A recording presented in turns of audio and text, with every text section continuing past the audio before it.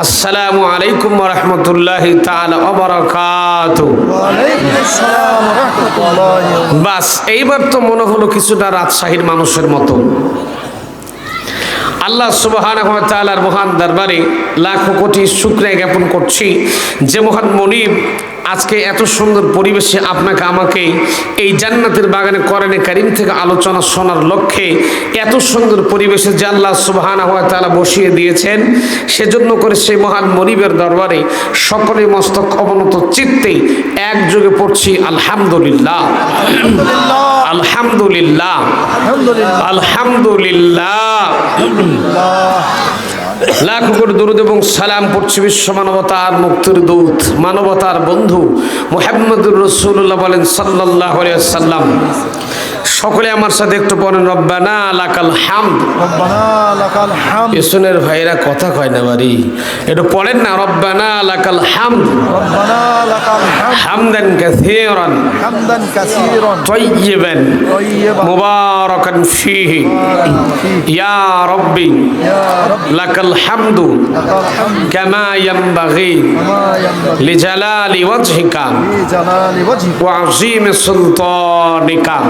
সুলতানিকা। আমরা প্রশংসা করলাম কার? আল্লাহ। একটু আস্তে বলেন কার, আর একটু জোরে বলেন কার। হাঁটার সময় প্রশংসা করব কার? আল্লাহ। খাওয়ার সময় কার? চলার সময় কার? মানুষের জমির আইল ঠেলার সময় কার? কি?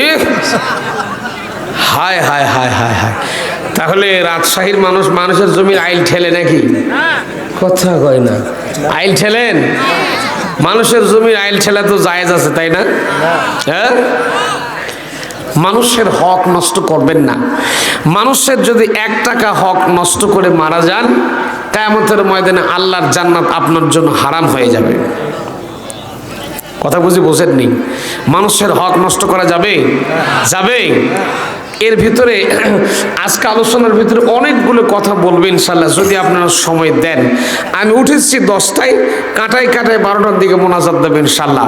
তো এই 2 ঘন্টার সময় আমাকে আপনাকে দেওয়া লাগবে। এই 2টা ঘন্টা আল্লাহর কোরআনের ইজ্জতে, কোরআনের মহব্বতে এই 2টা ঘন্টার সময় কি দেওয়া যাবে ভাই? বাপজান ও আমার চাচারা, টাইম কি দেওয়া যাবে? 2টা ঘন্টা আল্লাহর কোরআনকে ভালোবেসে দেওয়া যাবে? হাত তোলেন তো কারা কারা শেষ পর্যন্ত থাকবেন না। আমি মাঝে মাঝে একটু উল্টাপাল্টা কথা বলি, একটু বুঝে শুনে জবাব দিন। তো সকলে থাকবেন তো ইনশাআল্লাহ? ইনশাআল্লাহ বলেন ইনশাআল্লাহ। আল্লাহ তুমি তোমার বান্দাগুলাকে কবুল আর মঞ্জুর করো, বলেন আমিন আমিন। ভাইরা আমার, আমরা এখানে বসেছি কোরআনে কারীম থেকে আলোচনা শোনার লক্ষ্যে। যখন আল্লাহু আকবার, আল্লাহু আকবার। কোরআনে কারীম হচ্ছে পৃথিবীর মানুষের জন্য আল্লাহ তাআলার পক্ষ থেকে দেওয়া শ্রেষ্ঠ একটা সম্পদ। যখন সুবহানাল্লাহ, সুবহানাল্লাহ।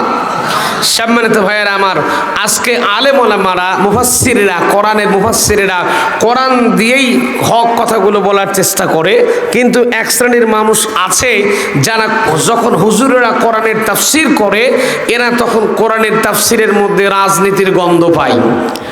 ঠিক কিনা? রাজশাহী অঞ্চলে নাই। ওই যে ভাই, একটা কথা আমি এক্সাম্পল না দিলে পাচ্ছি না। 2 হাঁস, একটা হলো রাজহাঁস আর একটা হলো পাতি হাঁস। হাঁস চিনেন? কথা কর নাকি? 2 হাঁস, একটা হলো রাজহাঁস আর একটা হলো পাতি হাঁস। এই 2 হাঁস রাজশাহী, তানোর, গোদাগাড়ি, দুর্গাপুর, তাহেরপুর যা আছে গোষ্ঠী সুদ্ধা শামুক টামুক খাইছে। খাওয়ার পরে 2 বন্ধু পরামর্শ করে বলছে, বন্ধুরে আমরা তো রাজশাহী, নওগাঁ, তারপরে চাঁপাই, নাটোর এগুলো অঞ্চলের শামুক টামুক যা ছিল গোষ্ঠী সুদ্ধা পেটে লোড করেছি। এখন আমাদের আর ভালো লাগে না, রাজশাহীতে আর থাকবো না, আমরা এখন চলে যাব আটলান্টিক মহাসাগরে। কোন জায়গায়? সায়েন্স বলছে, বিজ্ঞান বলছে যে আটলান্টিক মহাসাগরের গভীরতা হলো মাত্র 33,000 ফিট। না সুবহানাল্লাহ, কালকে সকাল 10টায় বলেন, আজকে থাক। জোরে কর না সুবহানাল্লাহ। আল্লাহ পাকের সৃষ্টির বিশালতা যখন আসবে তখন সুবহানাল্লাহ, আলহামদুলিল্লাহ, আল্লাহু আকবারের শব্দগুলো বলবেন। আল্লাহু আকবার কর। এই 2 হাঁস আটলান্টিক মহাসাগরের ভিতরে যাওয়ার পরে পানির তলে যাচ্ছে সাগরের তলদেশ থেকে শামুক আহরণ করার জন্য। আমার প্রিয় ভাইরা, যখন পানির তলে যখন যাচ্ছিল, যেতে যেতে যেতে অনেক দূর পর্যন্ত গিয়েছে। যাওয়ার পরে এরা চিন্তা করছে আর কত দূর যাব। আসলে তো এই আটলান্টিক মহাসাগরের তলদেশের কোনো খবর পাচ্ছি না, তলা নাই। এরা মনে করেছে যে আটলান্টিক মহাসাগরের বুঝি তলাই নাই, ওঠ তাড়াতাড়ি ওঠ। চিন্তা করছে যদি আমরা আর কিছুক্ষণ পর্যন্ত এরকম করে পানির তলে যেতে থাকি, কখন যে আজরাইলে সেখানে যান কবজ করবে দুনিয়ার কেউ টেরও পাবে না, ওঠ তাড়াতাড়ি ওঠ। দুই হাঁস এবার উঠে আসছে উপরে। আসার পরে দুইজন মিলে সুন্দর করে পরামর্শ করছে আর বলছে, বন্ধুরে এত কষ্ট করে সেই রাজশাহী বাংলাদেশ থেকে আটলান্টিক মহাসাগরে এলাম শামুক নেওয়ার জন্য, আসলে আসার পরে দেখলাম এই আটলান্টিক মহাসাগরের তো তলাই নাই। আচ্ছা আপনারা বলেন, আপনারা শিক্ষিত মানুষ, জ্ঞানী মানুষ, বলেন তো দেখি ভাই, আটলান্টিক মহাসাগরের তলা আছে না নাই? আস্তে করে বলেন, আছে না নাই? আছে, কিন্তু এই দুই হাঁসের গলার বহর নাই, সেখানে যাওয়ার মতো যোগ্যতা নেই। জোরে কোন ঠিক কিনা? আবার এই দুই হাঁস চিন্তা করলো যে আটলান্টিক মহাসাগরে যখন পেলাম না, এবার আমরা চলে যাব প্যাসিফিক ওশান, প্রশান্ত মহাসাগরে যাব শামুক আহরণ করার জন্য। ঠিক যেই চিন্তা সেই ভাবনা সেই চলে গেছে। এখন প্যাসিফিক ওশান, বিজ্ঞান বলছে, সায়েন্স বলছে যে প্রশান্ত মহাসাগরের গভীরতা হলো মাত্র 36,000 ফিট। কতখানি? ওইটা হলো 33, এটা হলো 36, আরো 3000 বেশি। আল্লাহু আকবার করুন। যাওয়ার পরে পানির তলে গেছে শামুক নেওয়ার জন্য। যেতে যেতে নিচে যেতে যেতে যেতে চিন্তা করছে আটলান্টিকের যেমন তলা নাই, এটারও তলা নাই, উঠ তাড়াতাড়ি করে ওঠ। আচ্ছা বলেন আপনারা, আটলান্টিক মহাসাগর আর প্রশান্ত মহাসাগরের দুই সাগরের তলদেশ আছে না নাই? আস্তে করে বলেন, আছে না নাই? তলা আছে, কিন্তু এই দুই হাঁসের সেখানে যাওয়ার মতো যোগ্যতা নাই, গলার বহর নাই। ঠিক কিনা বলেন? ঠিক তেমন করে এই বাংলাদেশের জমিনে আলেম ওলামারা, মুফাসসিরেরা আল্লাহর কোরআন ধরে ধরে এই জাতিকে কোরআনের পথে ডাকে। যারা কোরআনের বয়ান শোনার পরে, কোরআনের কথা শোনার পরে যারা রাজনীতির গন্ধ পায়, তাদের দৃষ্টান্ত ওই দুই হাঁসের মতো। ওই দুই হাঁস যেমন ওই দুই হাঁসের পানির তলদেশে যাওয়ার মতো যোগ্যতা নেই, গলার বহর নাই, ঠিক তেমন করে যারা কোরআন বুঝে না, কোরআনের প্রোগ্রামকে যারা রাজনীতির গন্ধ পায়, এদেরও আল্লাহর কোরআন বোঝার মতো শক্তি নেই। জোরাগণ ঠিক কিনা? ঠিক কিনা? আমার প্রিয় ভাইরা, আমরা কোরআনে কারীম থেকে আলোচনা শুনবো ইনশাআল্লাহ। বলেন না ইনশাআল্লাহ? আল্লাহ পাক আমাদের কবুল করুক, বলেন আমিন, বলেন আমিন। সম্মানিত ভাইরা আমার, আল্লাহ রাব্বুল আলামিন বলেন, قل بفضل الله وبرحمته فبذلك فليفرحوا هو خير مما يجمعون।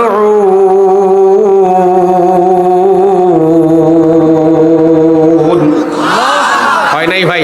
কোরআনের যখন তেলাওয়াত শেষ হয়ে যাবে, গলার যা ভলিউম আছে সব ছেড়ে দিয়ে আল্লাহু আকবার বলা লাগবে। পারবেন তো ইনশাআল্লাহ? রাজি আছেন তো মুসলমান? আল্লাহ কবুল করুক, বলেন আমিন, বলেন আমিন। দেখি আমি আবার একটু কোরআন তেলাওয়াত করছি, আপনাদের গলার ভলিউম কতদূর যে একটু চেক করে দেখি। আল্লাহ রাব্বুল আলামিন বলেন, قل بفضل الله وبرحمته فبذلك فليفرحوا هو خير مما يجمعون।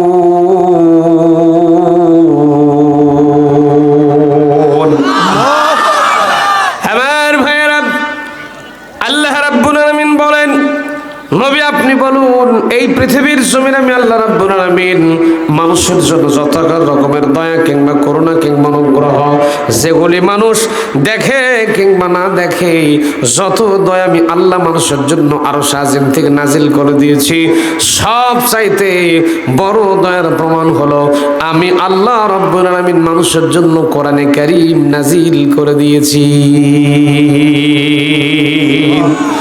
সুতরাং এ কোরআনে কারীম যারা পেল তারা যেন বেশি বেশি করে আনন্দ করে।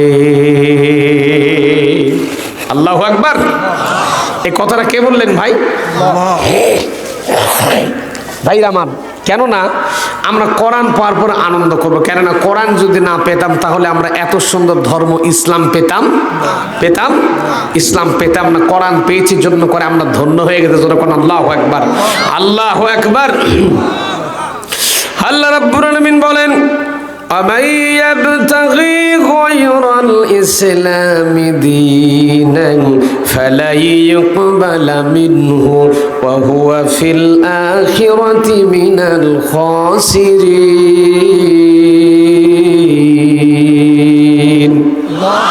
আরেকটু জোরে করুন আল্লাহু আকবার। আল্লাহ রাব্বুল আলামিন বলেন, ومن يبتغي গয়রাল ইসলামি দীনান ফালা ইকবালা মিনহু, যারা ইসলামকে মাইনাস করতে চায়, ইসলামকে যারা বাদ দিয়ে জীবন পরিচালনা করতে চায়, ফালা ইকবালা মিনহু, ওই মানুষটার কোন আমল আল্লাহর কাছে গ্রহণযোগ্যতা পাবে না। ওয়া হুয়া ফিল আখিরাতি মিনাল খাসিরিন, আর আখিরাতের ময়দানে আল্লাহর আদালতে আসামির কাঠগড়ায় দাঁড়ায় যাবে। তাহলে জীবনের শুরু থেকে শেষ পর্যন্ত আল্লাহর কোরআন মেনে চলার দরকার আছে না নাই? আল্লাহর কোরআন যদি না মানেন আপনার জীবনটা বৃথা হয়ে যাবে। ভাইয়েরা আমার, আল্লাহর কোরআন আর নবীর যে তরিকা আছে, নবীর যে সিলসিলা আছে, আল্লাহর কোরআন মানবেন, নবীর তরিকত অনুসরণ করার দরকার আছে না নাই? ছোট্ট করে একটা এক্সাম্পল দিয়ে বুঝতে পারবেন। মনে করেন রাজশাহীর একটা মেয়ে রংপুরের ছেলের সাথে মোবাইলে কবুল করে বিয়ে হলো। এখন তো মোবাইলে সব কাম হয়, কথা হয় না ভাইয়েরা আমার? মোবাইলে কবুল বলে বিয়ে করলো, মোবাইলে ইজাব করলো না, দেন মোহর দিল না, ওলিমা দিল না, দোয়া খুতবা কিছুই হলো না। শুধুমাত্র মোবাইলের মাধ্যমে কবুল বলে 3 বার কবুল করে বিয়ে হয়ে গেল। আচ্ছা বলেন তো দেখি, বিয়ে কি নবীর সুন্নত অনুযায়ী হলো? ভাইয়েরা আমার, বিয়ে করার পরে ঢাকায় চলে গেছে, গাজীপুরে যাওয়ার পরে গার্মেন্টসে চাকরি করা শুরু করলো। তাদের 2টা সন্তান হয়ে গেছে, বিয়ে করেছে, সন্তান জন্ম দিয়েছে। আসলে বলেন তো দেখি, এই সন্তান 2টা বৈধ না অবৈধ? জোরে কোন, বৈধ না অবৈধ? তাহলে কোরআন দিয়ে বিয়ে করলেন কিন্তু নবীর সুন্নত মেনে চললেন না, তাহলে বিয়ে যেমন হবে না। আবার কোরআন দিয়ে কিন্তু নামাজ পড়তেছেন, কোরআন দিয়ে নামাজ পড়তেছেন, নবীর সুন্নত নবীর তরতিব দরকার আছে না নাই? যেমন ধরেন আমি মৌলানা রেজাউল করিম নওগাঁ থেকে এসে আপনাদের এখানে নামাজে দাঁড়ায় গেছি। নামাজের মধ্যে আল্লাহু আকবার বলেই নামাজ স্টার্ট করে দিয়েছি। প্রথমে আমি আগে সূরা পড়তেছি, আলাম তারা কাইফা ফাআলা রাব্বুকা বিআসহাবিল ফিল আলাম ইয়াজআল কাইদাহুম ফি তাদলিল ওয়া আরসালা আলাইহিম তায়রান আবাবিল তারমিহিম বিহিজারাতিন মিন সিজিল ফাজআলাহুম কা'আসফিন মা'কুল। সূরা ফিল আগে পড়লাম, তারপরে আবার পড়তেছি আলহামদুলিল্লাহি রাব্বিল আলামিন আর রহমানির রহিম মালিক ইয়াউমিদ্দিন ইয়্যাকা না'বুদু ওয়া ইয়্যাকা নাস্তাঈন ইহদিনাস সিরাতাল মুস্তাকিম সিরাতাল লাযীনা আন'আমতা আলাইহিম গায়রিল মাগদুবি আলাইহিম ওয়ালাদ-দাল্লিন। ভাইয়েরা আমার, আগে সূরা ফিল পড়লাম, তারপরে সূরা ফাতিহা পড়লাম। নামাজ কি হলো?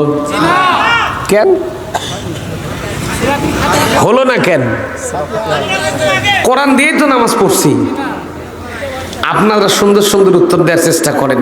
ভাইয়েরা আমার, কোরআন দিয়া যদিও কোরআন দিয়ে নামাজ পড়েছি, কিন্তু নবীর তরিকা, নবী যে সিস্টেম জানায় দিয়েছেন, নবী যে সুন্নত তরিকা জানায় দিয়েছেন, নবীর সুন্নত অনুযায়ী, নবীর তরতিব অনুযায়ী নামাজটা হয়নি। জন্য করে আপনারা নামাজ মানবেন, নামাজটা মানবেন না। আবার দেখেন, রমজান মাস আগমন করতেছে, রমজান মাস আসতেছে, ইফতার করার মধ্যে অনেক সওয়াব, অনেক বরকত, অনেক ফজিলত আছে। এখন ইফতার করার এত ফজিলত, এত বরকত আছে, এখন আমরা সবগুলা মিলে যদি জামাতের সাথে গিয়ে আসরের নামাজের পরে যদি ইফতার করা শুরু করে, রোজা হবে? হবে না। কেন?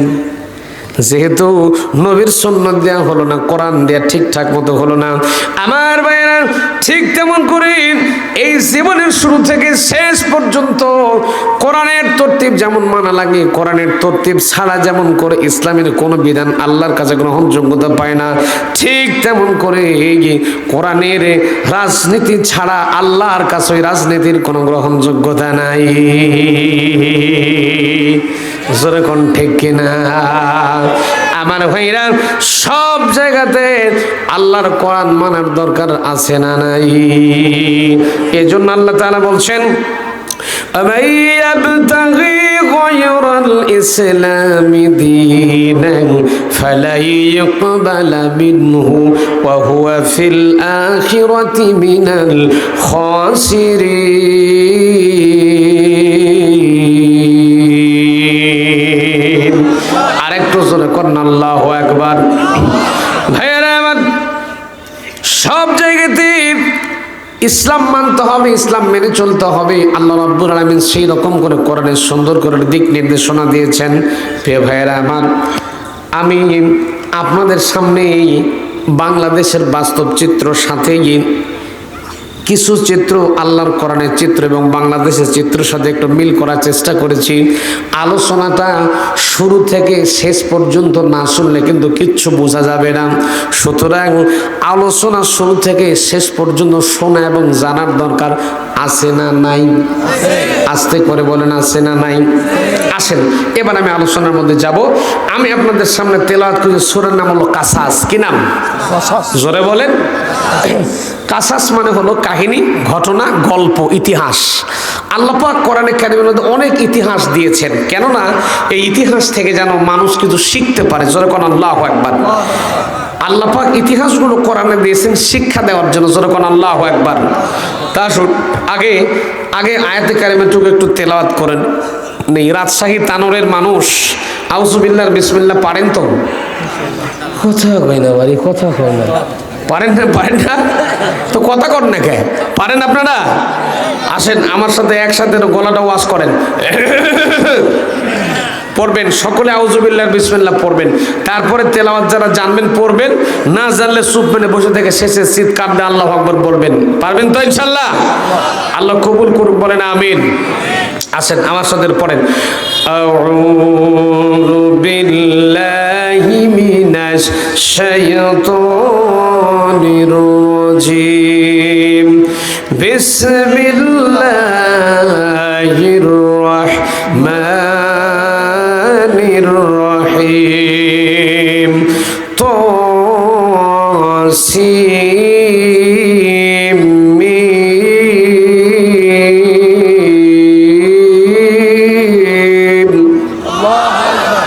তিলকা আয়াতুল কিতাবিল মুবিন।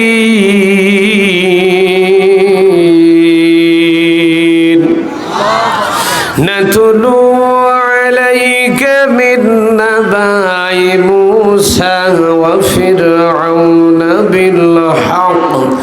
বিল হাক্কি লিকাওমিন ইউমিনুন।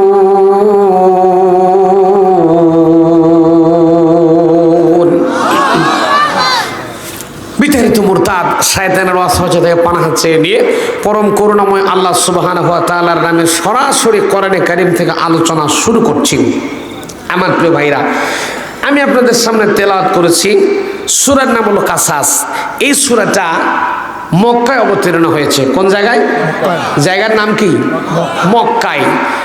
রাসূল করিম সাল্লাল্লাহু আলাইহি সাল্লামের মাক্কি জীবনে সূরা কাসাস অবতীর্ণ হয়েছে। এই সূরার মধ্যে আল্লাহ তাআলা কি জানাচ্ছেন একটু খেয়াল করেন। তাসিন আর মিম এর অর্থ আল্লাহ তাআলা ছাড়া পৃথিবীর কেউ জানে না। তিলকা আয়াতুল কিতাবিল মুবিন, কথাগুলো সুস্পষ্ট কিতাবের বর্ণনা। সুবহানাল্লাহ পড়েন। এখন আমাদের নবীকে আল্লাহ জানাচ্ছেন, হে রাসূল আপনি একটু লক্ষ্য করুন কাকে জানাচ্ছেন। নাতুলু আলাইকা মিন নাবাই মূসা ফিরআউন বিল হাক্ক লিকওমি ইউমিনুন। হে নবী, মূসা আর ফিরআউনের কিছু কথা আপনার মুমিন সম্প্রদায়কে আপনার জানানোর দরকার আছে। যখন আল্লাহু আকবার, আল্লাহ নিজে বলছেন যে মূসা আর ফিরআউনের কাহিনী মুমিনদেরকে জানাবার দরকার আছে। তাহলে এর মধ্যে কি আছে আপনার আমার জানার দরকার আছে না নাই? আস্তে করে বলেন আছে না নাই? আমার প্রিয় ভাইরা, এই ফেরাউন এত জ্বালাইছে আল্লাহর নবী হযরত মূসা আলাইহিস সালামকে। যেই ফেরাউনের কাহিনী আপনারা সবাই জানেন, মূসার কাহিনী সবাই জানেন, আমি সেদিকে যাব না। মূসা আলাইহিস সালাম খুব দামি নবী ছিলেন। সুবহানাল্লাহ পড়েন। খুব নরম নবী না গরম নবী? কথা কয় না বাড়ি, নরম না গরম? গরম নবী ছিলেন। হাদিসে এসেছে এত গরম নবী ছিলেন মূসা আলাইহিস সালাম, তিনি যখন মাথায় পাগড়ি পরে থাকতেন, যখন রাগ করতেন পাগড়ি ভেদ করে পাগড়ি ফুটা হয়ে গিয়ে মাথার চুলগুলো বের হয়ে যেত। সুবহানাল্লাহ, এত গরম নবী ছিলেন। জীবনে মূসা আলাইহিস সালাম জীবনে 3টা থাপ্পড় দিয়েছিলেন, 3টাই ফাইনাল খেলা।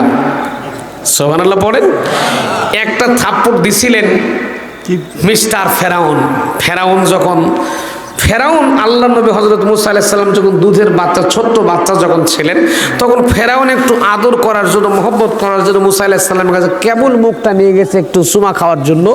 মূসা আলাইহিস সালাম হাতটা দিয়ে একটা থাপ্পড় মারছে। এক থাপ্পড়ে তখনকার রানিং খোদা ছিল ফেরাউন। কি ছিল? তখনকার যুগের খোদা হুজুরের নাম ছিল ফেরাউন। এই ফেরাউন মার্কা খোদাকে যখন মূসা আলাইহিস সালাম এমন জোরে একটা থাপ্পড় মারছিল, এক থাপ্পড়ে ফেরাউন কয়েক ঘন্টা বেহুশ হয়ে আল্লাহর জমিনের উপর পড়েছিল। সুবহানাল্লাহ, বাড়িতে গিয়ে কই না আজকে থাক। 2 নম্বর একটা চর মারছিল, সেটা হলো মূসা নবীর বংশ বনি ইসরাইল আর ফেরাউনের বংশ কিপ্তি বংশ। এই কিপ্তি বংশ আর বনি ইসরাইল বংশ 2টা লোক একটু রাস্তার উপরে গন্ডগোল করছে, ঝামেলা করছে। আমাদের সমাজে ঝগড়াঝাটি ঝামেলা গন্ডগোল হয় না ভাই? হয়তো নাকি? আমরা যখন কোনো ঝগড়া হয় গন্ডগোল, আমরা দৌড়ে গিয়ে সে ঝামেলাকে একটু বন্ধ করার চেষ্টা করি। তো মূসা আলাইহিস সালাম বারবার চেষ্টা করছেন যে ভাই গন্ডগোল করো না, ঝামেলা করো না, এগুলো করা যাবে না, এগুলো বাদ দাও। কথা শোনেই না। মূসা আলাইহিস সালামের রাগ কম না বেশি? যেই কথা শুনে রাগ করে হাতটা দিয়ে ডান গালে একটা থাপ্পড় লাগাইছে কিপ্তি বংশের লোকটাকে, এক সরে দুনিয়ার থেকে বিদায়। সরের ওজন কম ছিল? কম ছিল? আর 3 নম্বর একটা সর শোনেন, মারাত্মক একটা সর মেরেছিলেন মৃত্যুর ফেরেশতা মালাকুল মউত আজরাইলকে। এটা ওনাকে জানেন। মূসা আলাইহিস সালাম দিনের খেদমত করে এসে একটু বিশ্রাম করছেন বাড়িতে। ভালো করে লক্ষ্য করে, হাদিস বলছি, গল্প শোনাচ্ছি না। দিনের খেদমত করে এসে আল্লাহর নবী হযরত মূসা আলাইহিস সালাম বসে একটু আরাম ফরমাচ্ছিলেন। এমন সময়ে মালাকুল মউত আজরাইল এসে বলতেছেন, ভাই মূসা আপনার এখন জান কবজের টাইম হয়ে গেছে, আর দেরি নেই, এখন জান কবজ হবে, রেডি হয়ে যান। মূসা আলাইহিস সালাম বলছে, আমি এখন ব্যস্ত আছি, পরে আই। সুবহানাল্লাহ। সকালে দ্বিতীয় দিন যখন আবার আসছে, মূসা আলাইহিস সালাম একই কথা, আমি এখনো ব্যস্ত আছি, পরে আসো। তৃতীয় দিন যখন মালাকুল মউত আজরাইল আসছে, এবার মূসা আলাইহিস সালামের আর কোনো কথা নাই, হাতটা বের করে নিয়ে আজরাইলের একেবারে ডান গাল বরাবর একটা থাপ্পড় লাগাইছে। এক থাপ্পড়ে মালাকুল মউত হযরত আজরাইল আলাইহিস সালামের ডান চোখ একদম কপালে উঠে গেছে। কোন জায়গায়? কপালে উঠে গেছে। এই অবস্থায় হযরত মালাকুল মউত ওই ডান চোখকে ধরে, হাত দিয়ে ধরে আমার মালিক আল্লাহর কাছে গিয়ে বলছেন, আল্লাহ আজকে তুমি আমার কার জান কবজ করার জন্য পাঠিয়ে দিছো? আমারই তো জান কবজ হয়ে যায়। সুবহানাল্লাহ। সম্মানিত ভাইরা আমার, মহান আল্লাহ রাব্বুল আলামিন জানাচ্ছেন, আজরাইল রে, আমার এত সুন্দর নবী আমার পয়গম্বর মুসার জান কবজের দায়িত্ব তোমাকে দিয়ে পাঠিয়ে দিয়েছিলাম। আজরাইল ডাকতে বলছেন, রাব্বুল আলামিন তোমার তো আরো অনেক বড় বড় ফেরেশতা کرام রেখেছো, তুমি নিযুক্ত করে রেখে দিয়েছো আল্লাহ। আমি আজরাইল এই মুসার জান কবজের দায়িত্ব গ্রহণ করতে পারছি না। রাব্বুল আলামিন তোমার কাছে আমি রিকোয়েস্ট করছি আল্লাহ, মেহেরবানি করে আজরাইলের দায়িত্ব তুমি আমাকে, আজরাইল, আমি আজরাইল নামক ফেরেশতা, আমাকে মুসার জান কবজের দায়িত্ব না দিয়ে অন্য কোনো ফেরেশতাকে তুমি দায়িত্ব অর্পণ করো। প্রিয় ভাইরা আমার, আল্লাহ তাআলা জানাচ্ছেন, আজরাইল রে, তুমি মুসার জান কবজের জন্য যাবে, তোমার সঙ্গে যাবে আরো দুজন ফেরেশতা আমি আল্লাহ দুনিয়ার জমিনে পাঠিয়ে দেব। এক ছিল হযরতে মিকাইল আর এক ছিল জিবরাইল আলাইহিস সালাম। প্রিয় ভাইরা আমার, তিনজন ফেরেশতা এসেছে জান কবজ হবে মুসা নবীর। কোন নবীর কথা কোয়া লাগবে? কোন নবীর? মুসা নবীর জান কবজ করার জন্য তিনজন ফেরেশতা আল্লাহ জমিনে পাঠিয়ে দিলেন। এবার হযরত আজরাইল, জিবরাইল আর মিকাইল তিনজন এসে একটা পাহাড়ের পাশে এসে তারা একটা কবর খুঁড়তেছিলেন, একটা কবর খনন করতেছিলেন। আল্লাহর নবী হযরত মুসা আলাইহিস সালাম হাতে সবসময় একটা জিনিস ব্যবহার করতেন, সেটার নাম জানো কি? ওয়াজ তো আপনাদের সব মুখস্থ। ভাইরা আমার, লাঠির উপরে ভর দিয়ে আল্লাহ নবী হযরত মুসা আলাইহিস সালাম, আজরাইল, জিবরাইল আর মিকাইল যেই জায়গাতে কবর খুঁড়তেছে ওই রাস্তা দিয়া আল্লাহর পয়গম্বর হযরত মুসা আলাইহিস সালাম ঠক ঠক ঠক ঠক করে ওই দিক দিয়ে আসতেছে। হযরত আজরাইল লক্ষ্য করেছে আল্লাহর নবী হযরত মুসা আলাইহিস সালাম এই দিকে আসতেছে। সঙ্গে সঙ্গে আজরাইল চিন্তা করলো, রব্বুল আলামিন যেই জায়গাতে যেই দিকে আমাকে কবর খুঁড়তে পাঠিয়ে দিয়েছ, ওই একই জায়গা দিয়ে একই রাস্তা দিয়ে তোমার এই নবী মুসাকে পাঠানোর দরকারটা কি? ভাইরা আমার, আল্লাহর নবী হযরত মুসা আলাইহিস সালাম তাদের চিনতে পারলেন না, ফেরেশতাদেরকে চিনতে পারলেন না। যেহেতু ফেরেশতায়ে কেরাম যুবকদের সূরত ধারণ করেছিলেন, সিরাত সূরত ধারণ করে রেখেছিল, ফেরেশতায়ে কেরাম যুবকদের সূরত ধারণ করে কবর খনন করছিলেন। মুসা নবী, আল্লাহর নবী হযরত মুসা আলাইহিস সালাম ফেরেশতাদের কাছে চলে এলেন। আসার পরে ডাক দিয়ে বললেন, ভাই যুবকেরা, ও ভাই যুবকেরা, তাদেরকে সালাম কালাম কমপ্লিট করলেন। সালাম দেওয়ার পরে ডাক দিয়ে বললেন, ভাই যুবকেরা, আমি হলাম এই জামানার পয়গম্বর, এই জামানার নবী, আমার নাম হলো মুসা নবী। ভাই রে, কে মারা গেল? আমি নবী মুসা তো জানলাম না, কে মরে গেছে একটা বারের জন্য বলো। ফেরেশতায়ে কেরাম বললেন, ভাই মুসা রে, কে মরে গেছে আমরাও জানি না, আমাদের মালিক জানে। কে জানে? আল্লাহ জানে। কে জানে? আমাদের মালিক জানে। হযরত মুসা আলাইহিস সালাম সেখানে লাঠিটা রেখে একটু বসে পড়লেন। অনেকক্ষণ পর্যন্ত কবর খনন করা তিনি দেখতে লাগলেন। দেখতে দেখতে দেখতে এক পর্যায়ে আল্লাহর নবী মুসা আলাইহিস সালাম ডাক দিয়ে বললেন, ওই যে ভাই উঠতেছে, বাড়ি থেকে বুঝি টেলিফোন আসছে, ও ভাই একটু উঠাউটি না করলে হয় না ভাই? এই 1-1.5 ঘন্টা যদি পেশাব পায়খানা মুত যদি আটকায় না রাখতে পারেন তো অবস্থা খারাপ। দরকার পড়ে ওখানেই মোতেন, তাও বসে থাকেন। উঠলে তো পরিবেশটা নষ্ট হয়ে যায়। এতগুলা মানুষকে কষ্ট দিয়ে আপনি উঠে যাচ্ছেন, আপনার কষ্ট হচ্ছে না? কষ্ট করবেন না একটু। আমি তো বলেছি 12টা এক্সেস করবো না ইনশাল্লাহ। ইনশাল্লাহ বলেন, ইনশাল্লাহ। প্রিয় ভাইরা আমার, মুসা নবী অনেকক্ষণ পর্যন্ত অপেক্ষা করলেন। কবর খনা দাঁড়িয়ে দাঁড়িয়ে দেখলেন। দেখার পর এক পর্যায়ে ফেরেশতায়ে কেরামদের ডাক দিয়ে বললেন, ভাই রে, লাশটা কখন আসবে? তাড়াতাড়ি করে একটু জানিয়ে বললে আমি খুব খুশি হতাম। লাশটা কখন আসবে? ফেরেশতায়ে কেরাম ডাক দিয়ে বলছেন, হযরত আজরাইল ডাক দিয়ে বলছেন, ভাই মুসা রে, লাশ যখন আসে আসুক, আপনার যদি কোনো কাজ কাম থাকে আপনি সেই দিকে চলে যান, এখানে কথা বলার কোনো দরকার নাই। মুসা নবী ডাক দিয়ে বলছেন, ভাই রে, আমার বর্তমানে কোনো কাজ কাম নাই, লাশ আসবে, মাটি দিমু, তারপরে যামু। ভাইরা আমার, অনেকক্ষণ পর্যন্ত আল্লাহ নবী হযরত মুসা আলাইহিস সালাম কবরের পাশে বসে পড়লেন। সঙ্গে সঙ্গে লক্ষ্য করে দেখলেন কবর খনন যখন কমপ্লিট হয়ে গেছে, কবর খনন করা যখন কমপ্লিট হয়ে গেছে, আল্লাহর নবী হযরত মুসা আলাইহিস সালাম নজর করে দেখলেন কবরের ভিতর থেকে এক প্রকার নূর আলোকের জন্য প্রদীপ্তমান আলোক বোর্ড থেকে কবরের ভিতর থেকে উঠতেছে। জান্নাতে একটা নূর কবরের মধ্যে মুসা আলাইহিস সালাম দেখতে পেলেন। মুসা নবী জান্নাতি নূর যখন দেখতে পেলেন, নজর করে দেখলেন কবরের ভিতর থেকে এক প্রকার জান্নাতি নূর চমকাইতেছে। আল্লাহর নবী হযরত মুসা আলাইহিস সালাম আজরাইলকে ডাক দিয়ে বললেন, ভাইরে, যুবক ভাইরা রে, যদি তোমরা একটা বারের জন্য আমাকে অনুমতি দিতে, তাহলে আমি নবী মুসা কবরটার মধ্যে একটু শুয়ে পড়ে দেখতে চাইতাম কেমন লাগে। আজরাইল বলতেছে, ভাই মুসা রে, অনুমতি লাগবে না, তাড়াতাড়ি। সুবহানাল্লাহ। ভাইরা আমার কথা শুনতেছেন? মুসা নবী কবরের ভিতরে গেলেন। আল্লাহ নবী হযরত মুসা আলাইহিস সালাম যখন কবরের ভিতরে চলে গেছেন, এইবার যখন মুসা আলাইহিস সালাম কবরের মধ্যে চলে গেলেন, আরশ আজিম থেকে আমার আল্লাহ রাব্বুল আলামিন আজরাইলকে ডাক দিয়ে বলেন, আজরাইল তুমি তোমার ডিউটি এবারে স্টার্ট করো। হযরতে মালাকুল মউত আজরাইল জান্নাতের ভিতর থেকে একটা রুমাল নিয়ে চলে আসলেন। কিতাবের মধ্যে এসেছে জান্নাতের ভিতর থেকে একটা রুমাল আনলেন। রুমাল আনার পরেই হযরত মুসা নবীকে মাথা থেকে নাভি পর্যন্ত ঢেকে দিলেন, আর হযরত জিবরাইল আমিন নাভি থেকে পা পর্যন্ত জান্নাতে একটা চাদর দিয়ে ঢেকে দিলেন। জান্নাতি কবর, জান্নাতি রুমাল, জান্নাতি চাদর, তিনটা জিনিস এক জায়গায় একত্র হয়ে গেছে। আল্লাহর নবী হযরত মুসা আলাইহিস সালামের গোটা শরীরটা জান্নাতময় হয়ে গেছে। আল্লাহর কাছে হযরত মুসা সালাম দোয়া করছেন কবরের ভিতর থেকে, আল্লাহকে জানাই দিচ্ছেন, রব্বুল আলামিন, আমি তোমার নবী মুসা যেই কবরের মধ্যে একবার আমি শুয়ে পড়েছি, আল্লাহ কবর থেকে আমার উঠতে চাই না, মেহেরবানি করে তুমি তোমার মালাকুল মউত আজরাইলকে এখানেই জান কবজ করার জন্য পাঠিয়ে দাও। জোরে কোন সুবহানাল্লাহ।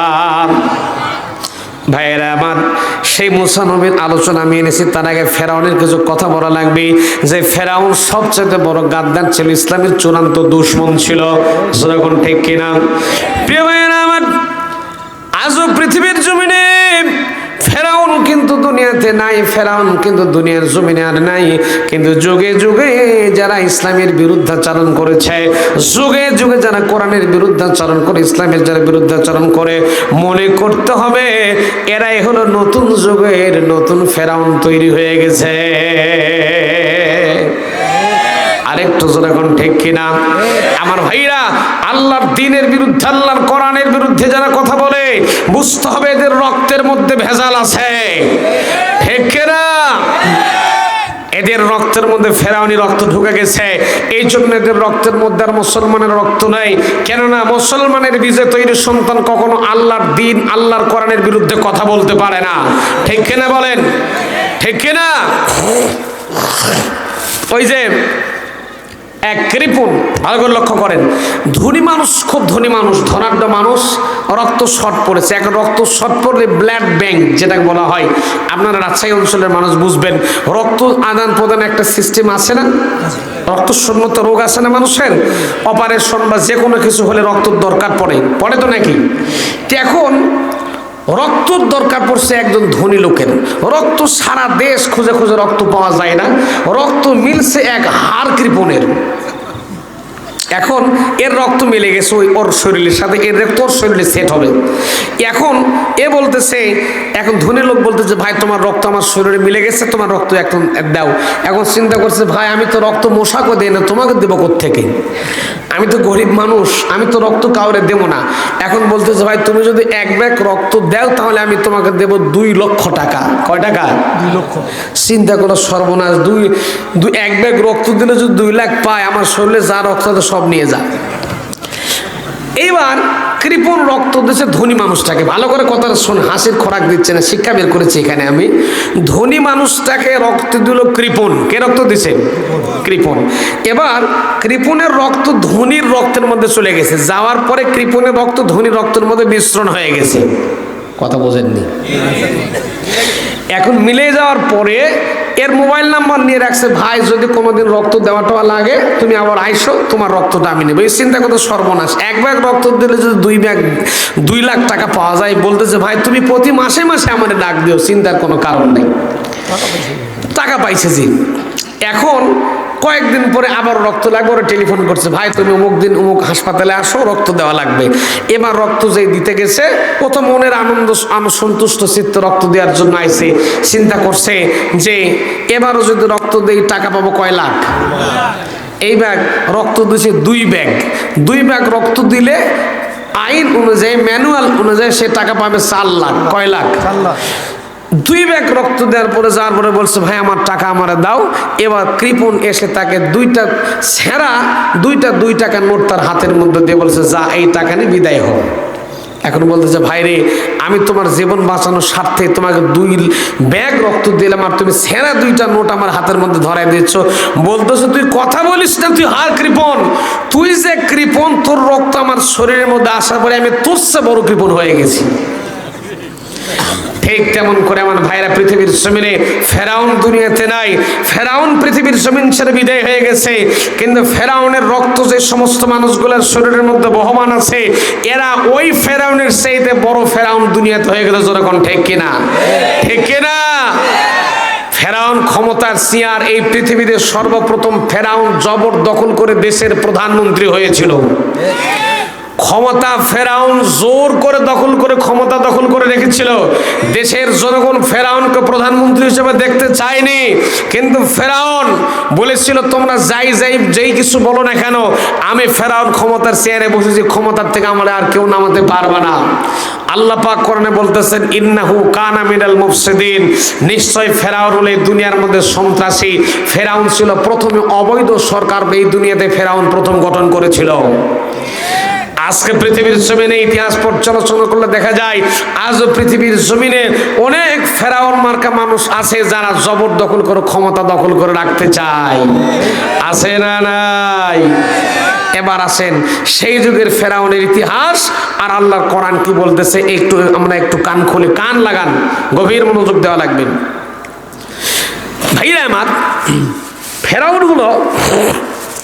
ফেরাউন কিন্তু কোনো মানুষের নাম ছিল না। ফেরাউন ছিল একটা চেয়ারের নাম, একটা গদির নাম।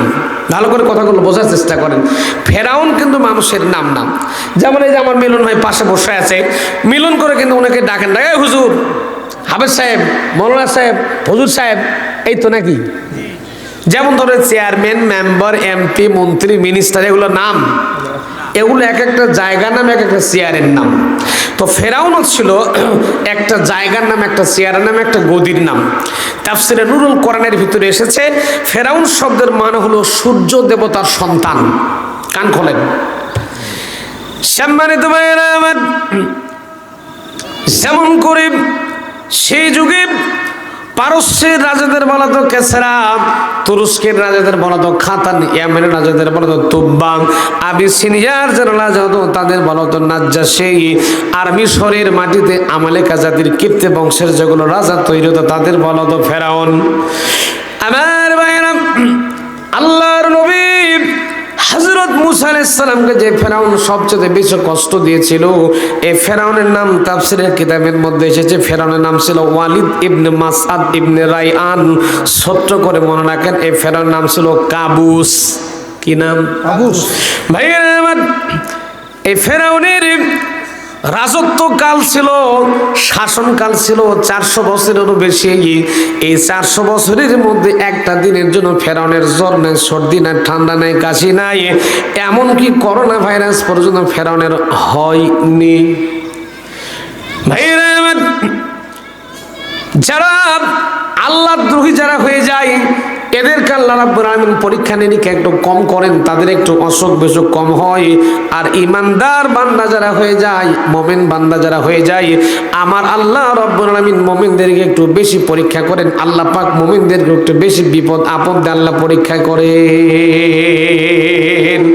এই জন্য আল্লাহ কোরআনে কারীমের মধ্যে ইরশাদ করছেন ওয়ালা নাবলুওয়ান্নাকুম বিশাইইম মিনাল খাউফি ওয়াল জু'i ওয়া নাকসিম মিনাল আমওয়ালি ওয়াল আনফুসি ওয়াস সামারাত ওয়া বাশশিরিস সাবিরিন।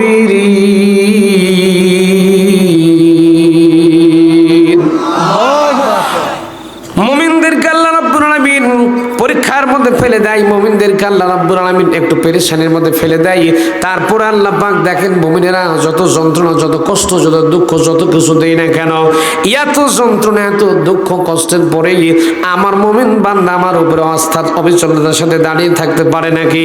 যদি মুমিনেরা অবিচলতার সাথে দাঁড়িয়ে থাকতে পারে, আমার আল্লাহ জানিয়ে দিতেছি আমি আল্লাহ পাক মুমিনদের সাথে আছি। ভাইয়েরা আমার, এই ফেরাউনের প্রাথমিক জীবন পর্যালোচনা করে যেটা পেলাম সেটা হলো ফেরাউন ছিল ছেঁচড়া চোর। কি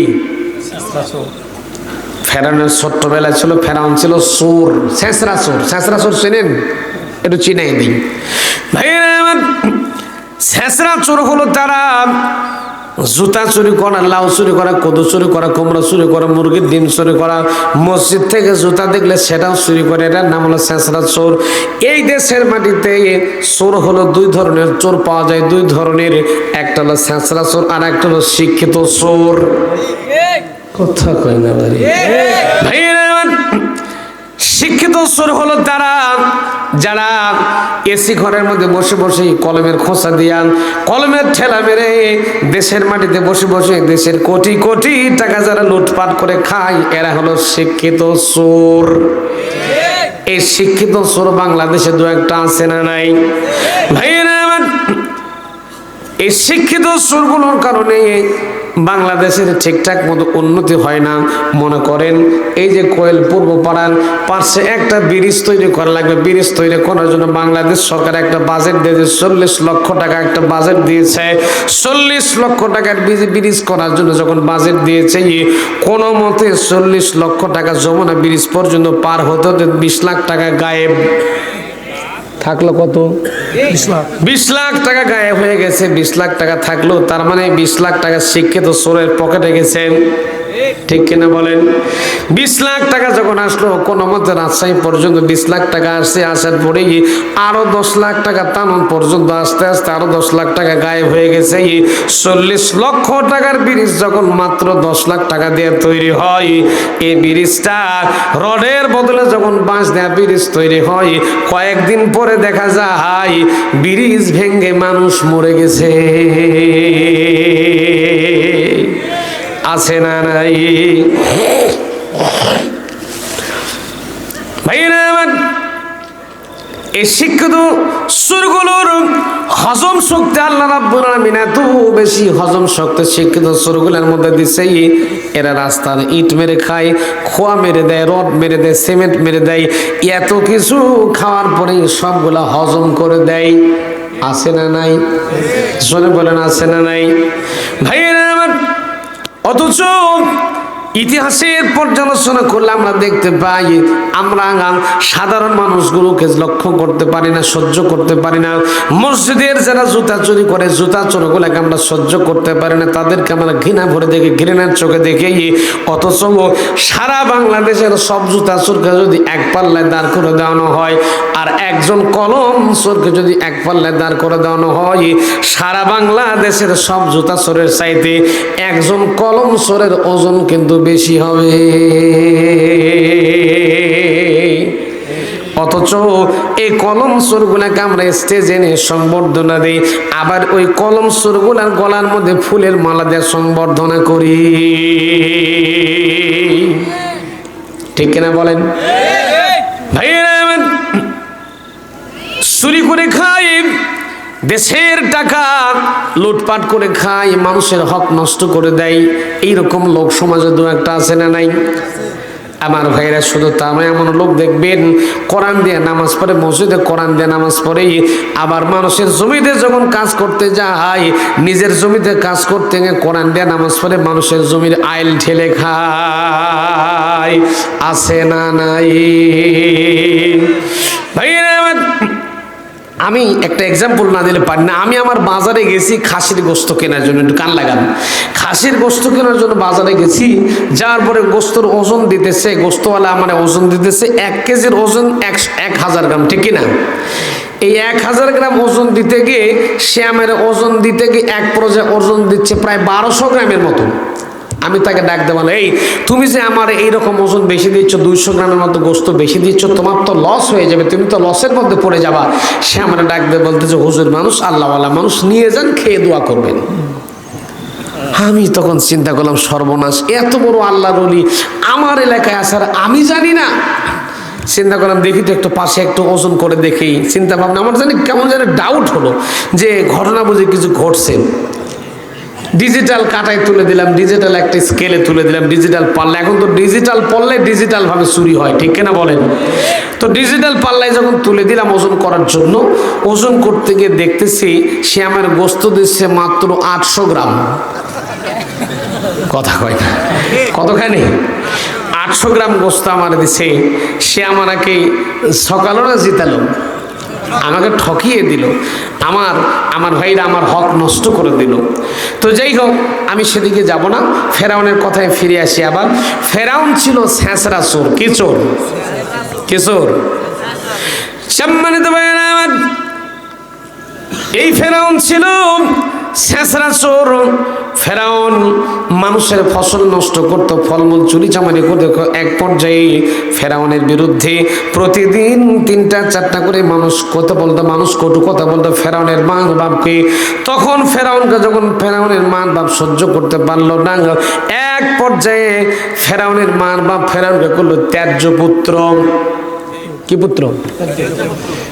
ভাইয়েরা আমার, মানুষ কিন্তু তখনই নিজের কলিজার টুকরা সন্তানকে ত্যায্য পুত্র করতে বাধ্য হয়ে যায়। যখন সন্তান কন্ট্রোলের বাইরে চলে যায়, নিয়ন্ত্রণের বাইরে চলে যায়, ঠিক তখন কিন্তু মানুষ তার নিজের কলিজার টুকরা সন্তানকে ত্যায্য পুত্র করতে বাধ্য হয়। ভাইয়েরা আমার, ফেরাউনের বাড়ি ছিল তুরস্কে। ফেরাউন যখন ত্যায্য পুত্র হলো, ফেরাউন তখন চিন্তা করলো বাড়িতে থাকবো না, দেশেই থাকবো না, দেশ ছেড়ে পালায়ে যাব। ফেরাউন তখন রওনা দিল মিশরের দিকে। রওনা দিয়েছে ফেরাউন তুরস্ক থেকে মিশরের দিকে রওনা দিয়ে দিল। পথির মধ্যে রওনা দিদিকে লক্ষ্য করে দেখলো ফেরাউনের একটা বন্ধু ছিল, নাম ছিল হামান। হামানের বুদ্ধির জ্বালায় মাথায় কোনো চুল ছিল না। ফেরাউনের বন্ধু নাম ছিল হামান। হামান ছিল টাক মাথা, হামানের মাথার মধ্যে কোনো চুল ছিল না। আসলে লক্ষ্য করে দেখবেন, বুদ্ধির জ্বালায় যাদের মাথার চুল হয়ে যায় আউট, আসলে কিন্তু বড় ধরনের টাউট। কথা বলে না বাড়ি, ঠিক না ভাইয়েরা? এই ফেরাউনকে নষ্ট করার, শয়তান বানানোর, ফেরাউনকে বড় শয়তান বানানোর মূল কারিগর ছিল এই হামান। আজও পৃথিবীর জমিনে লক্ষ্য করে দেখবেন, যারা ফেরাউন মার্কা শয়তান দুনিয়াতে তৈরি হয়ে গেছে, আশপাশে যেগুলো টাক মাথাগুলা থাকে, এরা বুদ্ধি পরামর্শ দিতে দিতে এদেরকে ফেরাউনের চাইতে বড় শয়তান বানায় দেয়। ফেরাউন যারা তৈরি হয়ে গেছে বর্তমান পৃথিবীতে, এই সমস্ত ফেরাউনের পাশে টাক মাথাগুলো থাকে, এরা বুদ্ধি পাম দেয়, বুদ্ধি দিতে দিতে এদেরকে ফেরাউনের চাইতে বড় শয়তান বানায় দেয়। যেরকম ঠিক কিনা? ঠিক কিনা ভাইরা? ফেরাউন যখন পথ চলা শুরু করলো, ফেরাউন যখন তুরস্ক থেকে মিশরের দিকে রওনা দিয়েছে, হঠাৎ করে লক্ষ্য করে দেখছে ফেরাউনের যে বন্ধু হামান টাক মাথা জমিতে কাজ করছিল, খেতে কাজ করছে, কোদাল দিয়ে মাটি কাটতেছিল। হঠাৎ করেই লক্ষ্য করে দেখলো ফেরাউনের রাস্তা দিয়ে যাইতেছে। হামান নামক টাক মাথা তখন ডাক দে বলে, বন্ধুরে তুমি একা একা কোথায় যাইতেছ? ফেরাউন তখন ডাক দে বললো, বন্ধুরে বাপমা ত্যায্য পুত্র করে দিয়েছে, বাড়িতে যাওয়ার মতো কোনো জায়গা খালি নাই, বাড়িতে আর ব্যাক করতে পারছে না, বাড়িতে ফেরত যেতে পারছি না, এই জন্য করে মিশরে আমি আর তুরস্কে থাকবো না, মিশরের দিকে রওনা দিয়েছি। প্রিয় ভাইয়েরা আমার, সঙ্গে সঙ্গে হামান নামক টাক মাথা সেও তখন ডাক দিয়ে বলল, দোস্ত রে, আমারও তো একই অবস্থা। বাড়িতে বাপ মা ঠিকঠাক মতো খাবার দেয় না, বাপ মা ঠিকঠাক মতো বাড়িতে খেতে দেয় না, আমিও তোমার সঙ্গে দেশ ছেড়ে পালায়ে যাব। ফেরাউন চিন্তা করলো, সাথে যখন একজন পাইছে তাহলে তো মজাই লাগে। এবার যখন হামান আর ফেরাউন দুই বন্ধু মিলে রওনা দিল, তাফসীরের কিতাবের মধ্যে এসেছে ফেরাউনের ছিল বিরাট বড় দেহ, ফেরাউনের অনেক বড় দেহ ছিল, ফেরাউনের ফিগার বড় লম্বা ছিল, অনেক মোটা সোটা ফেরাউন ফিগারওয়ালা, ফিগার সম্পন্ন মানুষ ছিল। এবার দুই বন্ধু মিলে যখন এরা যখন তুরস্ক থেকে মিশরের মাটিতে পা দিয়েছে, মিশরের মাটিতে সাবান পড়ে ফেরাউনের পেটের মধ্যে লাগলে খোদা ফেরাউন তখন ডাক দিয়ে বলছে, দোস্ত রে, হামান নামক টাক মাথা গাছটা করে ডাক দিয়ে বলে, বন্ধুরে, আমার পেটের মধ্যে ক্ষুধা লেগেছে, আমার জন্য একটু খাবারের বন্দোবস্ত করে দাও। ফেরাউন আর হামান দুই বন্ধু মিলে লক্ষ্য করে দেখছে, হামান নজর করে দেখলো একটা তরমুজের জমিতে, তরমুজের জমির মালিক তরমুজের গাছের গোড়ায় পানি সেচ করছিল। লক্ষ্য করে দেখছে তরমুজের কাছ থেকে কেমন করে তরমুজ চাওয়া যায়, মানুষের কাছ থেকে কোনো কিছু চাইতে গেলে কিন্তু নরম সুরে ডাক দেওয়া লাগে, ঠিক না ভাইরা আমার? একেবারে হামান চলে গেছে তরমুজওয়ালার বাড়িতে, তরমুজওয়ালার কাছে গেছে, যাওয়ার পরে ডাকতে বলে, চাচাজি, একেবারে পাঁচ আলিপ টান দিছে, কি সুন্দর করে মাদ মাখরা সব টন করতেছে। ডাক দে বলে, চাচা গো, আমাদের বাড়ি তুরস্কে, আমরা মিশরের মাটিতে পালিয়ে চলে এসেছি, আমাদেরকে একটু তরমুজ খেতে দেবেন নাকি? খুব ক্ষুধা লেগেছে, পেটে খুব ক্ষুধা লেগেছে, একটু খাবারের দরকার আছে। তরমুজওয়ালা ডাক দে বললো, বাবা রে, বাংলায় তরমুজ দেওয়া যাবে না, যদি তরমুজ খেতে চাও প্রত্যেকটা তরমুজের গাছের গোড়ায় এক বালতি করে পানি ঢেলে দাও। ভাইরা আমার, ফেরাউন আর হামান তাতেই রাজি হয়ে গেছে, যেহেতু খাওয়া তো লাগবে, পেট তো বাঁচানো লাগবে। এবার যখন তরমুজের গাছের গোড়ায় পানি দিচ্ছে, তরমুজ যখন কমপ্লিট হয়ে গেছে, গাছের গোড়ায় পানি দেওয়া যখন কমপ্লিট হয়ে গেছে, তরমুজ ওনা দুইজনকে দুইটা তরমুজ দিচ্ছে খাওয়ার জন্য।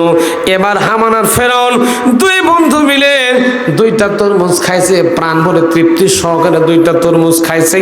দুইটা তরমুজ খাওয়ার পরে হামান টাক মাথা সুন্দর করে সুপরামর্শ করছে কেমন করে লোকটার বাড়িতে থাকা যায়।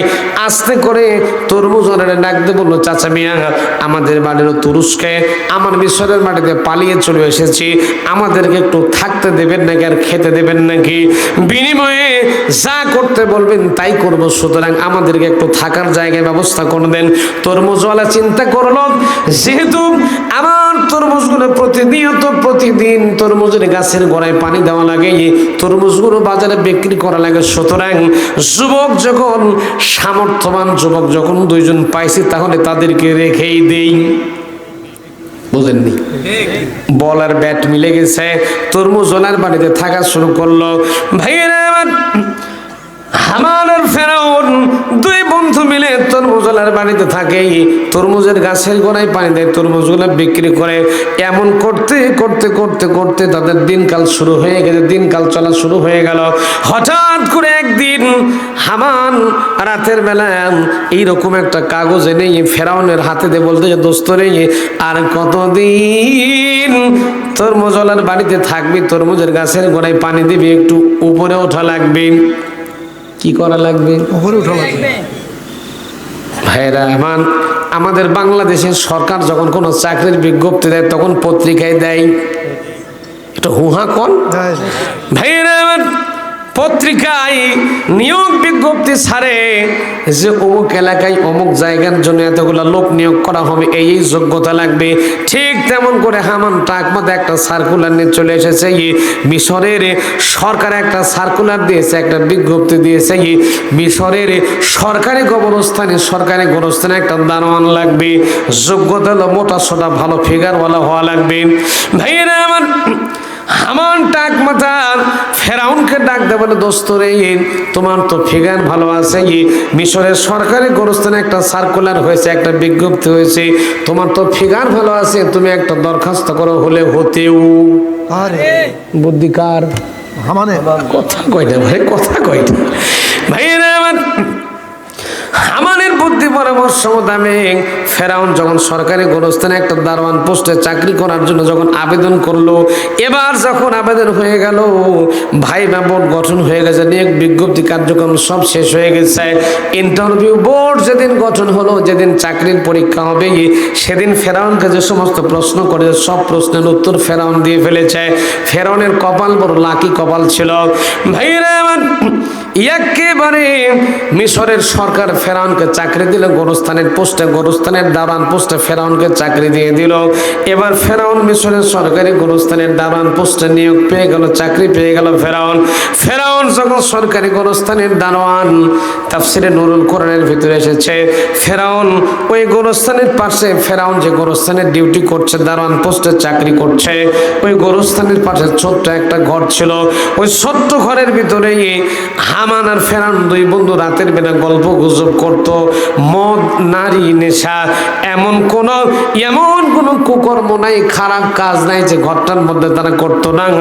সব কাজ কাম ওই ছোট্ট ঘরটার মধ্যে ফেরাউন আর হামান দুই বন্ধু মিলে করতো। ভাইয়েরা আমার, এমন করতে করতে দিনকাল চলতে লাগলো। ফেরাউন সরকারি গোরস্থানের দারোয়ান আর হামান তরমুজওয়ালার জমিতে কাজ করে, তরমুজওয়ালার বাড়িতে থাকে। এমন করতে করতে করতে দিনকাল ঠিকঠাক মতো ভালোই চলছিল। হঠাৎ করে দেখা গেল ওই মিশরের মাটিতে একটা প্লেগ রোগ দেখা দিল। কি রোগ? মিশরের মাটিতে প্লেগ রোগ দেখা দিল। মিশরের মাটিতে প্লেগ রোগ দেখা দেওয়ার কারণে হাজার হাজার মানুষ তখন মারা যাওয়া শুরু হয়ে গেছে। হাজার হাজার মানুষ তখন মারা যাওয়া শুরু হয়ে গেল। মানুষ যখন মরে যায়, সব লাশগুলা ফেরাউনের গোরস্থানে হাজিরা দিতে লাগলো। লাশ নিয়েছে ফেরাউনের গোরস্থানে, মানুষ লাশ বোঝাই করে দিতে লাগলো। এই সুযোগে হামান নামক টাক মতো ফেরাউনকে একটা সুন্দর বুদ্ধি পরামর্শ দিল, ডাক দে বলে, বন্ধুরে, যে লোক আগে মাটি দেবে, যে লোক আগে লাশ দাফন কাফন করতে চাইবে, তার কাছ থেকে কিছু মোটা অঙ্কের টাকা নেবে। তার মানে হলো ঘুষ। কি ঘুষ খাওয়া তো জায়েজই আছে। হ্যাঁ, আমার দেশে ছোট্ট কোনো কাজ করতে গেলেও এই টেবিল থেকে ওই টেবিলে ফাইল সরাতে গেলে ঘুষের টাকা ছাড়া ফাইল নরে, আসলে কন্নরে।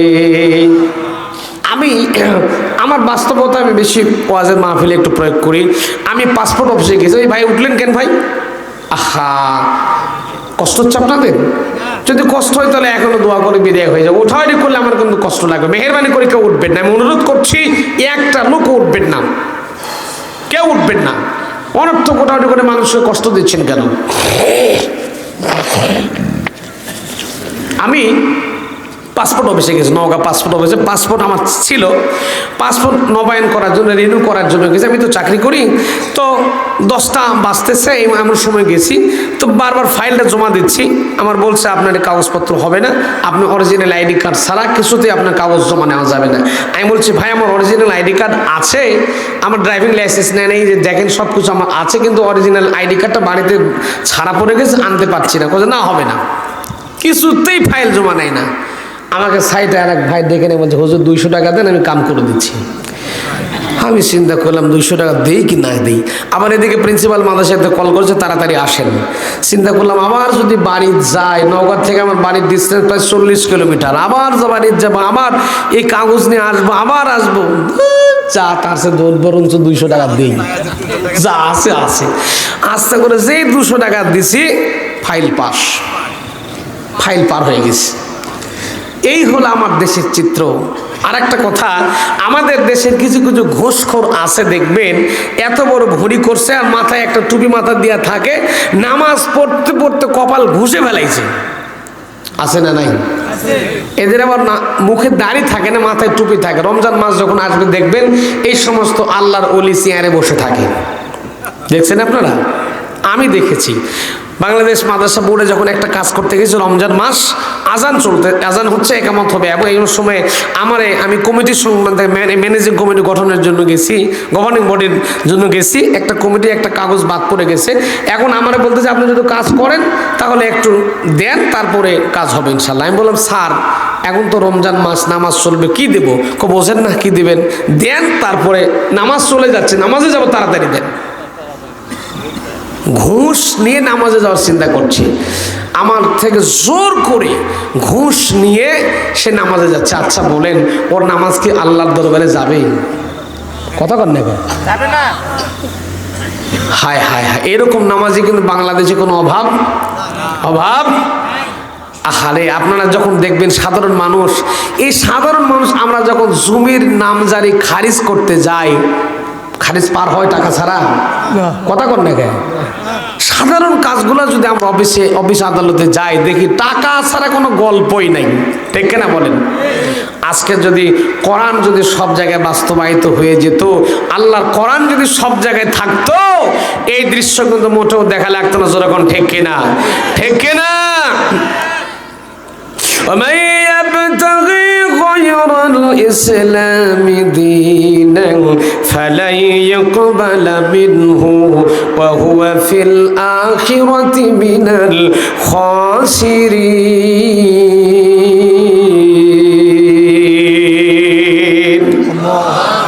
আল্লাহর কোরআন শুনে আল্লাহ আকবার বলতে কষ্ট হচ্ছে আপনাদের?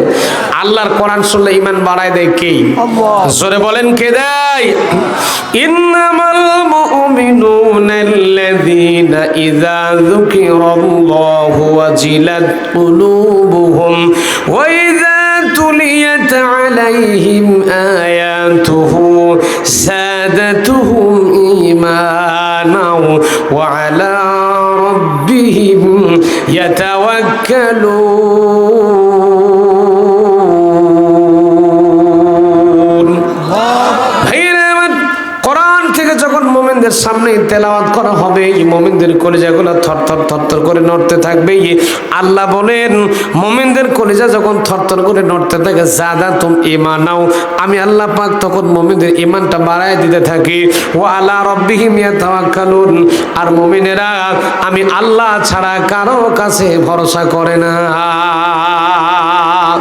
মুমিনেরা আল্লাহ ছাড়া কারো কাছে মাথা নত করে নাকি? আসতে বলবেন না, মাথা নত করে নাকি? আসুক না যত বাধা, যত ঝড় সাইক্লোন, রাসূলের পথে মোরা চলবই, এই জীবন বাজি রেখে দিনের নিশান মোরা বাংলার আকাশে উড়াবই।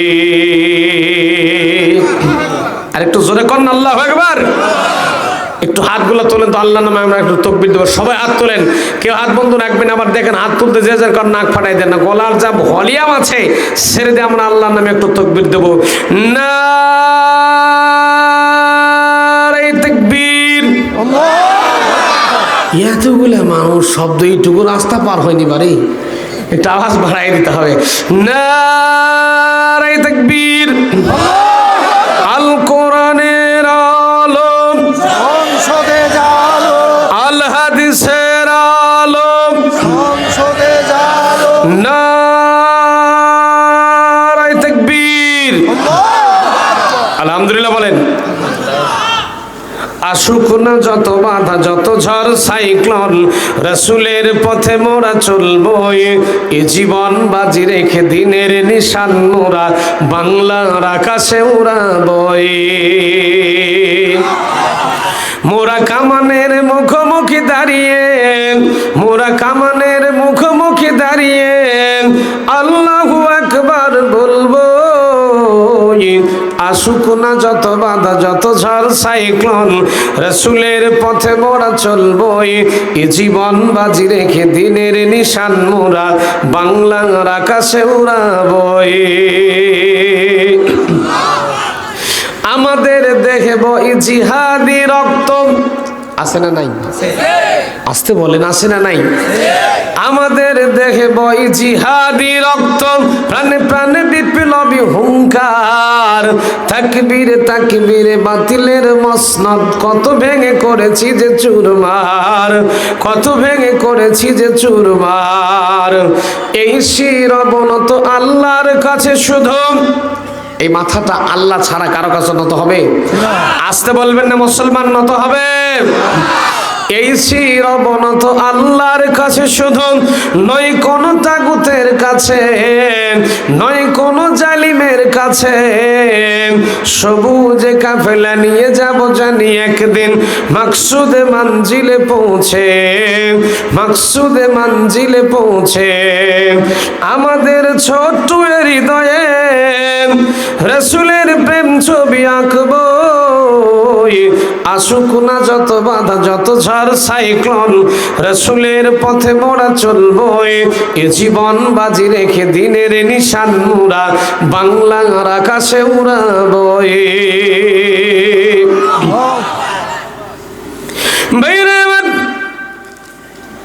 হামান নামক টাক মাথা, আমি কিন্তু তাফসিরের ভিতর থেকে আলোচনা করার চেষ্টা করছি, গভীর মনোযোগ দেওয়া লাগবে।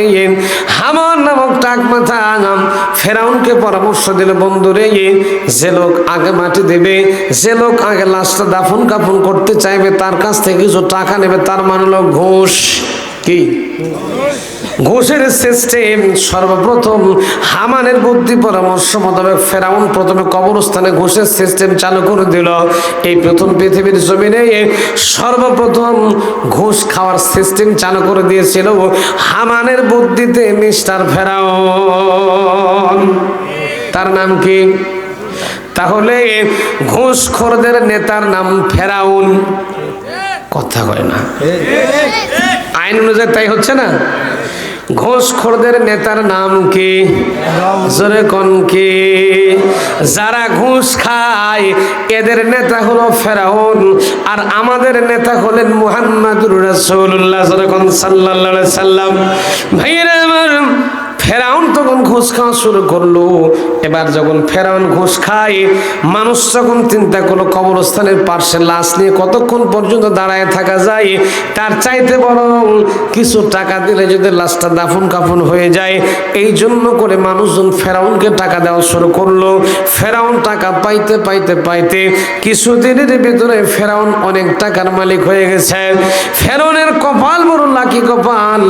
এইদিকে হামান টাক মাথা আস্তে করে ফেরাউনকে ডাক দে, বলে বন্ধুরে, যেহেতু তোমার টাকার কোনো অভাব নাই, পয়সার কোনো অভাব নাই, সুতরাং তোমাকে এবার গোটা দেশের গোটা মিশরের জনপ্রিয়তা তোমাকে অর্জন করা লাগবে।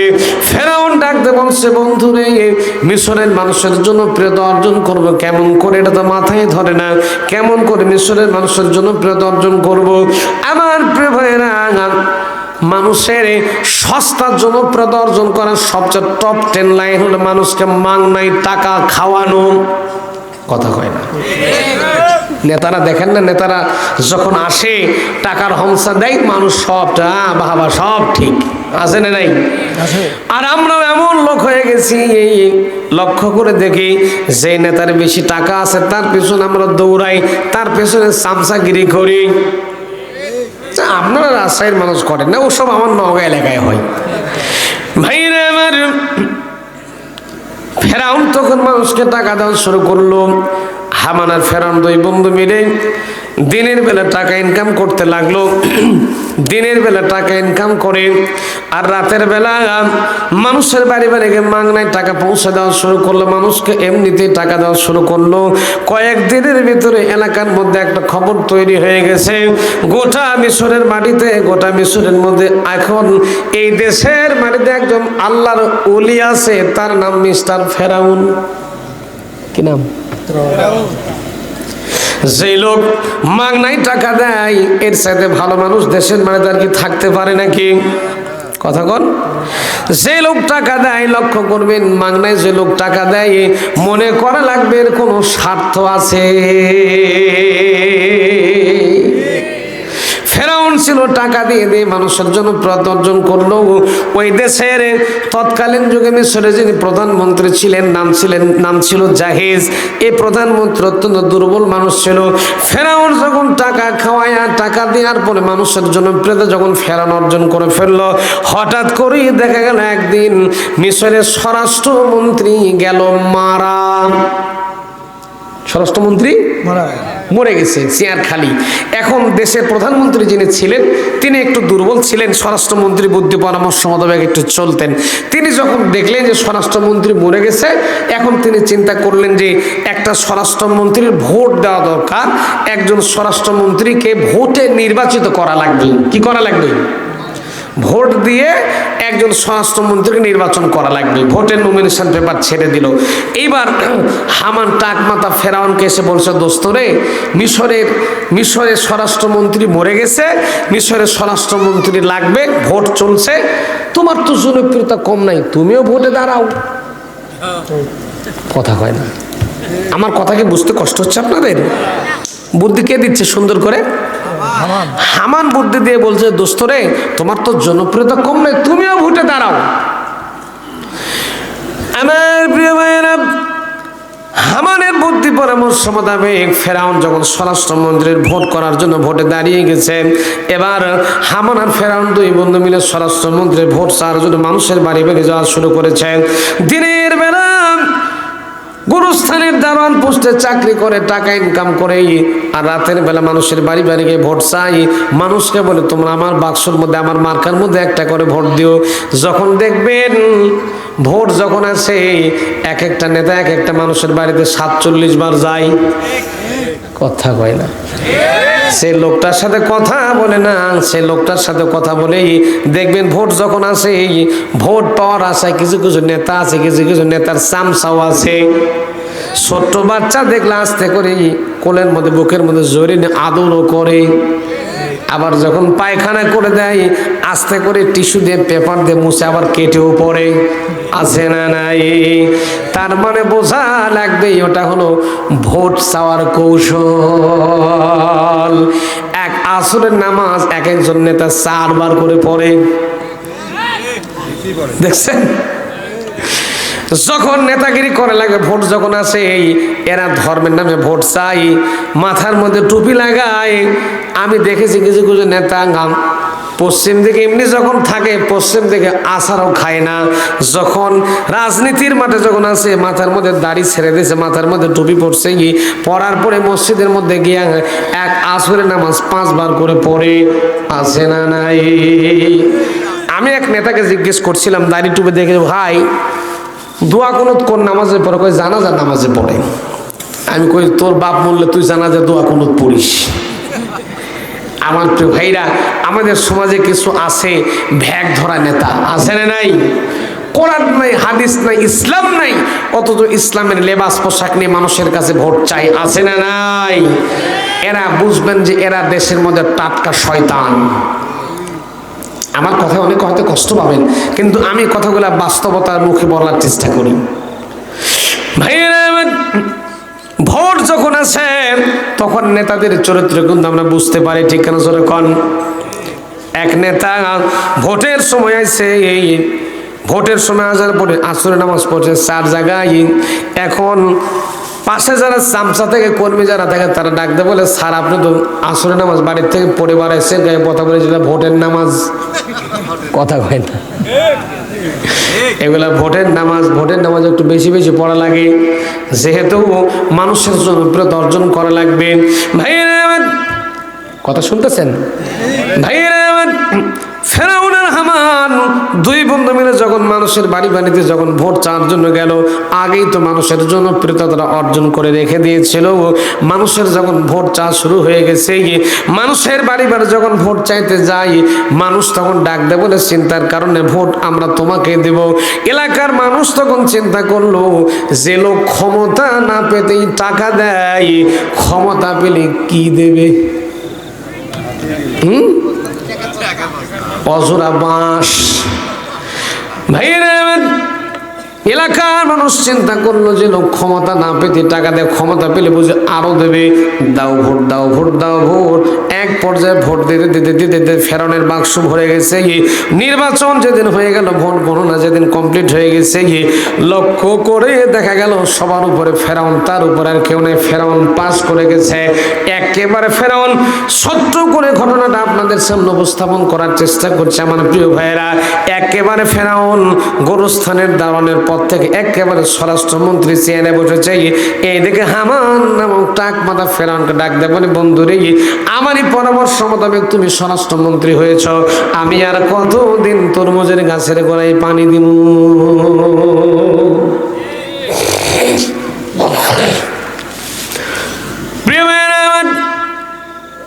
ফেরাউন কই চিন্তা করিস না, আপাতত গোরস্থানের দারোয়ানের পদ খালি আছে, আপাতত গোরস্থানের দারোয়ানের পোস্টে বসে পড়, তারপরে দেখছে লাইন কেমনে ঠিকঠাক করা যায়। আমার ভাইরা, ফেরাউন স্বরাষ্ট্রমন্ত্রী, হামান গোরস্থানের দারোয়ান, এইরকম করে যখন দেশটা চলতে লাগলো, চলতে চলতে চলতে, আমি আপনাদেরকে আগেই বলেছি ওই দেশের প্রধানমন্ত্রীর নাম ছিল জাহিজ। প্রধানমন্ত্রী অত্যন্ত অসুস্থ মানুষ ছিলেন, দুর্বল মানুষ ছিলেন। হঠাৎ করে একদিন রাতের বেলা স্ট্রোক করে প্রধানমন্ত্রী গেল মারা।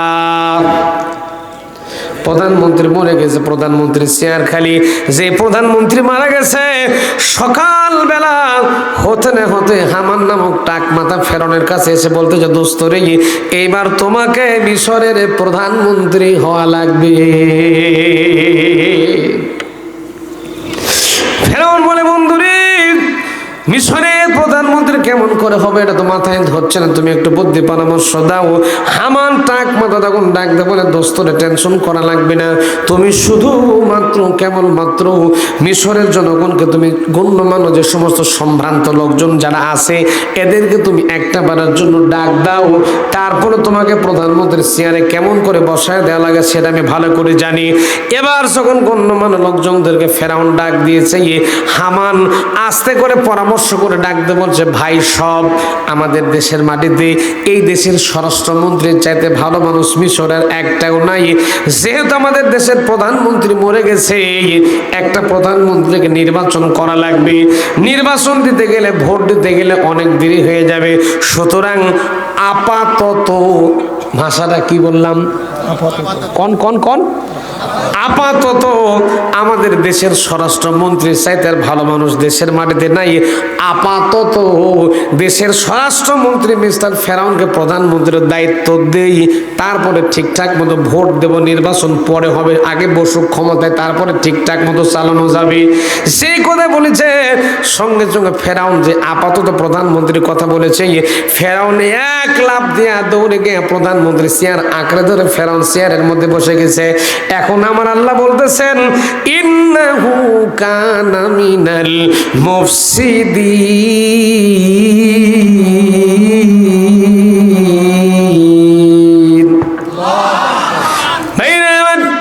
আল্লাহ পাক বলতেছেন, ফেরাউন জবরদখলকারী, ক্ষমতা দখল করেছিল। ফেরাউন জোর করে ক্ষমতা দখল করেছে পৃথিবীতে।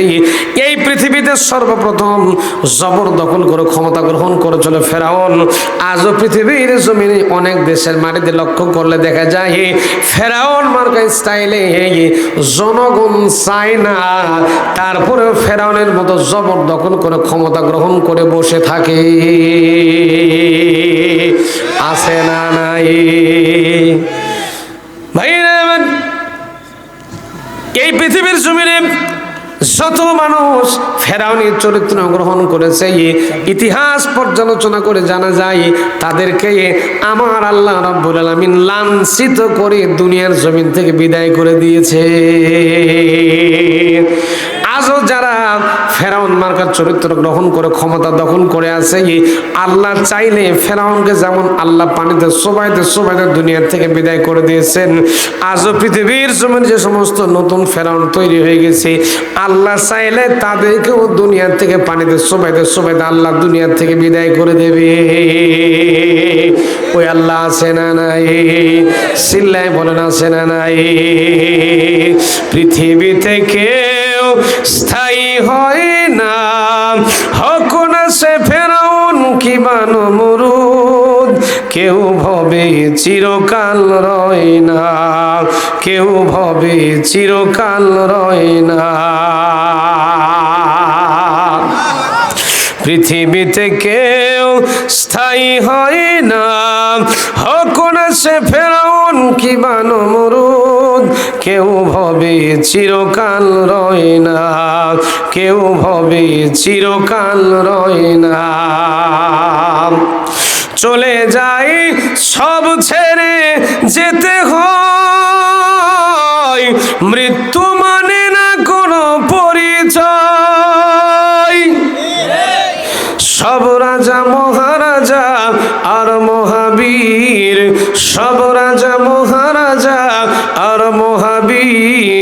কাউকে সে অবকাশ দেয় না।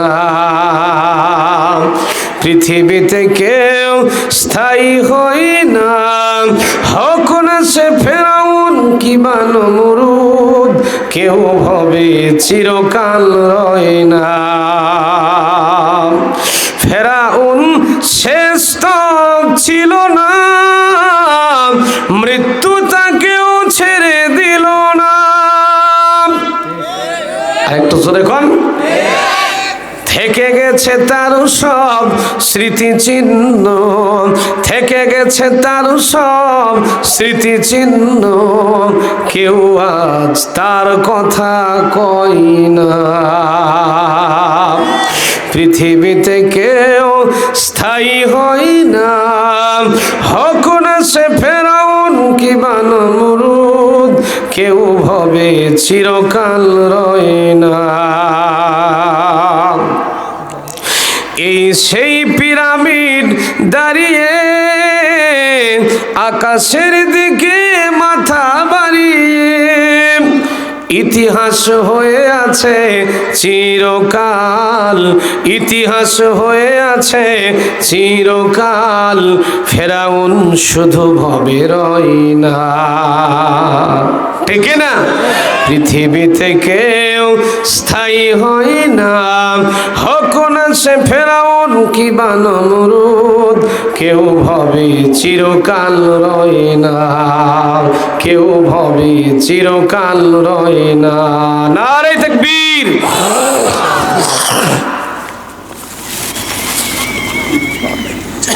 শেষ করে দেবো তাহলে? আলোচনা চলবে না শেষ করে দেবো? কথা কয় না। চলবে? চলবে ইনশাল্লাহ বলেন। আল্লাহ কবুল করুক, বলেন আমিন। দোয়ার আগে দিই, 5 মিনিট আগে দিলেই তো হবে ইনশাল্লাহ। দোয়ার আগে দিলে হবে না? ভালো কিছু হয়ে যায়। আচ্ছা এই ভাই বসেন বসেন, উঠছেন কেন? আমার ভাই এখানে মহতারাম ভাই দিয়েছেন একটা স্লিপ যে হুজুর চাদরের মধ্যে 2 মিনিট সময় আপনাদের কাছ থেকে নিয়েছে, 2টা মিনিট সময় দেবো ইনশাল্লাহ। তারপরে আমি ইনশাল্লাহ আবার আলোচনায় ব্যাক করব। উঠবেন না, মোটেও দাঁড়াবেন না, কেউ উঠবেন না। 2টা মিনিট সময় চেয়ে নিচ্ছি ভাই। আমার কমিটির ভাইরা যাবে, পকেটে হাত লাগান। 10 টাকা, 20 টাকা, 50, 100, 200 যা পারেন। উঠবেন না, কেউ কেউ দাঁড়াবেন না, মেহেরবানি করে কেউ দাঁড়াবেন না, সবাই বসে থাকবেন। 2টা মিনিট সময় আপনাদের কাছে চেয়ে নিচ্ছি আমি। 2 মিনিটের মধ্যে কমপ্লিট হবে, 2-4 মিনিটের মধ্যে কমপ্লিট হবে। মাহমুদের মাঝে লোক পাঠাইছেন, মাহমুদের মাঝে লোক দেন, মাহমুদের মাঝেও লোক দেওয়া হচ্ছে। এখানেও লোক যাচ্ছে, আমাদের ছেলেরা যাচ্ছে, কুমিরের ছেলেরা যাচ্ছে। 10, 20, 50, 100, 500, 200 যা পারেন আল্লাহর দ্বীনের জন্য, তাফসীর মাহফিলকে কেন্দ্র করে এই মাহফিলের জন্য প্রাণ খুলে একটু দিয়ে যান। তারপরে আমি ইনশাআল্লাহ আবার আলোচনায় ব্যাক করছি। সকলেই কালিমা পড়েন, লা ইলাহা ইল্লাল্লাহ। চলবে, চলে পকেটে হাত চলবে, এদিকে জিকির আর কালেমা চলবে। সকলেই পকেটে হাত লাগান, সকলেই দেবেন, না দিয়ে কেউ যাবেন না, সবাই দেবেন। লা ইলাহা ইল্লাল্লাহ। মহিলাদের মধ্যে তাও সেট করেন, মহিলারা তুলুক।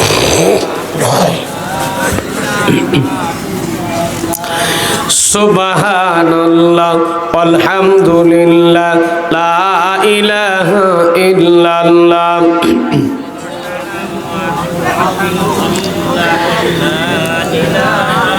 একদিন তোর সোনার শরীরে, একদিন তোর সোনার শরীরে থাকবে না রে হায়, মাটির দেহ মাটির সাথে মিশবে রে ধুলাই। কিসের টাকা কিসের করি রে তোর, কিসের বাহাদুরি, সঙ্গে তোমার কেউ যাবে না, পুরুষ কিংবা নারী। লা ইলাহা ইল্লাল্লাহ, জোরে লা ইলাহা ইল্লাল্লাহ। লা ইলাহা ইল্লাল্লাহ, লা ইলাহা ইল্লাল্লাহ মুহাম্মাদুর রাসূলুল্লাহ সাল্লাল্লাহু আলাইহি সাল্লাম। আমার ভাইরা, এইবার যখন ফেরাউন যখন দেশের প্রধানমন্ত্রী হয়ে গেছে, ফেরাউন যখন দেশের প্রধানমন্ত্রী চেয়ারে বসেছে, হামান নামক টাক মাথায় এবার ফেরাউনের কাছে যে ডাক দিয়ে বলে, দোস্ত রে, আমারই বুদ্ধি পরামর্শ মোতাবেক তুমি আজকে প্রধানমন্ত্রী হয়ে গেছ, আমি আর কতদিন পর্যন্ত গোরস্থানের দাঁড়ান পোস্ট থাকবে, আমার জন্য কিছু করো। এবার ফেরাউন ডাক দিয়ে বলে, বন্ধু রে, আপাতত তুমি উঠে আসো, তুমি আর ওখানে থাকা লাগবে না, স্বরাষ্ট্রমন্ত্রীর চেয়ারটা খালি আছে, তুমি স্বরাষ্ট্রমন্ত্রীর চেয়ারে বসো। ফেরাউন প্রধানমন্ত্রী, হামান তখন স্বরাষ্ট্রমন্ত্রীর চেয়ারে বসলো। এবার বলেন তো দেখি ভাই, যেই দেশে ফেরাউন প্রধানমন্ত্রী হয় আর হামান মার্কা টাকওয়ালা যেই দেশের স্বরাষ্ট্রমন্ত্রী হয়, সেই দেশটা বুঝি ভালোই চলবে? এবার তো খেলা জমে গেছে। এবার লক্ষ্য করেন ভাইরা আমার, ফেরাউন প্রধানমন্ত্রী, হামান নামক টাক মাথা স্বরাষ্ট্রমন্ত্রী, হামান খালি ফেরাউনকে গিয়ে ফুসলেতে তাকে ডাক দেয়, বলে বন্ধু রে, একটু উপরে ওঠা লাগবে। ফেরাউন ডাক দেয় বলে, বন্ধু রে, উপরে উঠবো কেমন, কোন আর তো জায়গা খুঁজে পায় না, সিঁড়ি তার খুঁজে পায় না। প্রথমে ছিলাম তুরস্কে, বাপ মা খেদায় দিয়েছে, বাপ মা ত্যায্য পুত্র করে দিল, ত্যায্য পুত্র করে দেওয়ার পরে তোমার সাথে এসেছে মিশরে এসেছি, মিশরে আসার পরে তোমার সাথে তরমুজের গাছের গোড়ায় পানি দিয়েছি, তোমারই বুদ্ধি পরামর্শ মোতাবেক গোরস্থানের দামান পোস্টে চাকরি করেছি, তোমারই বুদ্ধি পরামর্শ মোতাবেক স্বরাষ্ট্রমন্ত্রী হয়েছি, তোমারই বুদ্ধি পরামর্শ মোতাবেক প্রধানমন্ত্রী হয়েছি। আর যাব কোথায়, আর তো সিঁড়ি খুঁজে পাচ্ছি না, আর যাব কোথায়, আর তো সিঁড়ি নেই, আর তো জায়গা নাই। হামান নামক টাক মাথা এবার আস্তে করে ডাক দেয় বলে, বন্ধু রে, সিঁড়ি আরো একটা বাকি আছে, জায়গা তোমার জন্য পজিশন আরো একটা খালি আছে, যদি তুমি এই পজিশনটা অর্জন করতে পারো তাহলে তোমার সাথে বড় প্রধানমন্ত্রী সারা দুনিয়ার জমিন আর একটাও থাকবে না, সেটা হলো একটা বাড়ির জন্য তুমি ঘোষণা দিয়ে দাও, এই মিশরের মাটিতে তোমার চাইতে বড় খোদা মিশরে আর একটাও নাই। নাউজুবিল্লাহ, আস্তে কর ভাইরা। ফেরাউন ডাকতে বলে, বন্ধুরে, আমি যদি নিজেকে খোদা দাবি করি, সবচেয়ে বড় খোদা যদি নিজেকে দাবি করি, মিশরের মানুষ কখনো মানবে না, বনি ইসরায়েলের লোকজন সেটা মানতে চাইবে না। হামান তখন ডাক দিয়ে বলতে যে, বন্ধুরে, মানানোর ব্যবস্থা করব, আমাকে তুমি 40টা বছর পর্যন্ত তুমি আমার দায়িত্ব ছেড়ে দাও, আমাকে তুমি 40 বছর পর্যন্ত সময় দিয়ে দাও, আমি যা বলবো তুমি খালি হ্যাঁ, তুমি খালি স্বাক্ষর করতে থাকবা, আমি 40 বছর পর্যন্ত সময় তোমার কাছ থেকে চেয়ে নিতেছি, 40 বছর পরে তোমাকে আমি ঠিকই আল্লাহর জায়গায় বসায় দেবো, খোদার আসনে বসায় দেবো। ভাইরা আমার, কান লাগান, শিক্ষা বের করেছে এখানে। এই 40 বছরই হামান আর ফেরাউন করলো কি, দেশের মাটিতে যেগুলো মাদ্রাসা মসজিদ ছিল সব তালা বন্ধ করে দিছে। চিন্তা ভাবনা করে দেখেন, যারা আল্লাহর নাম যে সমস্ত আলেম ওলামারা শিক্ষা দিত, আলেমদেরকে বন্দি করলো, জেল দিল, জুলুম দিল, হত্যা করলো, ফাঁসি দিল, সব দুনিয়ার থেকে বিদায় করে দিল। দেওয়ার পরে এইবার করলো কি, শিক্ষানীতি পরিবর্তন করলো, বই পুস্তকের ভিতরে আল্লাহর নাম যেগুলো জায়গাতে ছিল সেগুলো জায়গাতে ফেরাউনের নাম ঢুকে দিচ্ছে। আজও পৃথিবীর জমিনে দেখা যায় বই পুস্তকের ভিতরে আল্লাহর নামের জায়গায় ভগবানের নাম ঢুকাইয়া দিছে। আছে না নাই? তাহলে বোঝা লাগবে ওরা যেমন ওই যেমন ফেরাউন, আসল ফেরাউন যেমন কায়দায় চলেছিল, এখন নতুন যুগের নতুন ফেরাউন নতুন স্টাইলে আল্লাহর জায়গায় আস্তে আস্তে কিন্তু নিজেদের নাম বসানোর চেষ্টা চালাচ্ছে। আছে না নাই? ভাইরা, কি সুন্দর চক্রান্ত। ইবনে কাসির রহমাতুল্লাহ আলাইহি বলেছেন, তাফসীর ইবনে কাসির এসেছে, কোন দেশের সিলেবাসে যদি আল্লাহর কোরআন দেওয়া না থাকে, কোন দেশের শিক্ষা ব্যবস্থার মধ্যে যদি আল্লাহর কোরআন না থাকে, তাহলে ওই দেশের অধিকাংশ মানুষ হয় নাস্তিক না হয় মুনাফিক।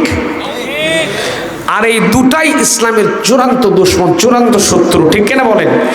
নাস্তিক আর মুনাফিক এরা হলো ইসলামের জন্য চূড়ান্ত দুশমন। মুনাফিক কিন্তু ইহুদি, খ্রিস্টান, বৌদ্ধ, হিন্দু এদের মধ্য থেকে মুনাফিক তৈরি হয় না। এই পৃথিবীর জমিনে মুনাফিক যেগুলো তৈরি হয় সব মুসলমানদের মধ্য থেকেই তৈরি হয়। এই পৃথিবীর জমিনে ইসলামের যত ক্ষতি করেছে অন্য ধর্মের লোক, অমুসলিমেরা যত ক্ষতি করেছে তার সাথে সবচাইতে ডবল ক্ষতি করেছে বাংলাদেশের নামধারী মুসলমান নামধারী মুনাফিকরা। ঠিক কিনা বলেন? এই সমস্ত মুনাফিকদের থেকে আমাদের সাবধান হওয়ার দরকার আছে না নাই? জোরে বলেন আছে না নাই? শুনতেছেন ভাইরা আমার? সবগুলো গুরুলোকে শিক্ষা ব্যবস্থা পরিবর্তন করে দিল, আমার চাকরির মধ্যে কোটা সিস্টেম চালু করে দিল। এই যে চাকরি বাকরির ক্ষেত্রে কিন্তু এখন কোটা সিস্টেম আছে। এই যে স্কুল কলেজ মাদ্রাসায় চাকরি করতে গেলে 20% কোটা বাধ্যতামূলক গ্রাম এলাকায়। মহিলা না পায় না, যদি মহিলা না পাওয়া যায় তাহলে লেও লাগবে না। প্রাইমারি স্কুলে দেখবেন মহিলা কোটা আছে না নাই? বিভিন্ন চাকরির মধ্যে কোটা সিস্টেম, মহিলা কোটা আলাদা করে কোটা সিস্টেম দেওয়া হয়েছে। আমার ভাইরা, এই কোটা সিস্টেম সর্বপ্রথম প্রবর্তন করেছিল হামানের বুদ্ধি পরামর্শ মোতাবেক। সর্বপ্রথম মহিলা কোটা চালু করেছিল মিস্টার ফেরাউন। ওদের চিন্তা ভাবনা হলো পুরুষ আর মহিলা এক জায়গাতে কাম করবে, অফিসিয়াল কাজ কাম করবে, মহিলাদেরকে রাস্তায় বের করানো, মহিলাদেরকে অফিস আদালতে কাজ কাম দেওয়া হবে। পুরুষ আর মহিলা যখন এক জায়গায় থাকবে মজা লাগবে, কাজ করতে আনন্দ লাগবে। আর এই দিকে শয়তান বসে থাকবে না। বিয়ে ছাড়াই পুরুষ আর মহিলার মধ্যে সম্পর্ক তৈরি হয়ে যাবে। যেগুলা সন্তান দুনিয়াতে আসবে একটাও হালাল জাদা হবে না, সবগুলো হবে হারাম জাদা। কথা বলেন না কেন? একটাও বৈধ হবে না, সবগুলো অবৈধ সন্তান হবে। আর এই অবৈধগুলাকে ফেরাউনের বাহিনীর মধ্যে লেগে দেওয়া লাগবে। প্রিয় ভাইয়েরা আমার, বুঝাবার জন্য বলছিলাম, লক্ষ্য করুন। এবার যখন 40টা বছর পার হয়ে গেছে, দেশের মধ্য থেকে আলেম ওলামা সব বিদায় হয়ে গেছে, শিক্ষানীতি পরিবর্তন হয়ে গেছে, সব ঠিকঠাক হয়ে গেছে, দেশের মধ্যে আর কিচ্ছু নাই। বনি ইসরায়েলের মানুষ যারা আল্লাহকে স্মরণ করে এদেরকে অত্যাচার, নির্যাতন নিপীড়ন নির্যাতন করতে লাগলো। এক পর্যায়ে নিষ্পেষিত হয়ে গেল। ঠিক 40টা বছর পরে ফেরাউন তখন ডাকতে বলতেছে, আনা রব্বুকুমুল আলা, যত খোদা দুনিয়াতে আছে সবচেয়ে বড় খোদার নাম ফেরাউন, আমি হলাম সবচেয়ে বড় খোদা। বড় খোদার নাম কি? কথা কয় না। মিশরের বড় খোদার নাম কি? মিশরের ভাইরা আমার, মিশরের মাটিতে সবচেয়ে বড় খোদা যিনি ছিলেন, মিশরের সবচেয়ে বড় খোদা হুজুরের নাম হলো ফেরাউন। ফেরাউন যখন খোদা হয়ে গেছে, মিশর যে সমস্ত মুসলমান যারা ছিল, বনি ইসরাইল যারা ছিল, এদের উপরে অত্যাচার করতে লাগলো, নির্যাতন করতে লাগলো, জেল দিল, জুলুম দিল, হত্যা করলো, ফাঁসি দিল, বিভিন্ন রকম করে মুসলমানদের উপর অত্যাচার নির্যাতন স্টিম রোলার চালাই দিতে লাগলো। আমার আল্লাহ রব্বুল আলামিন এত অত্যাচার মুসলমানদের উপর যখন করা হচ্ছিল, আমার আল্লাহ সহ্য করতে পারলেন না।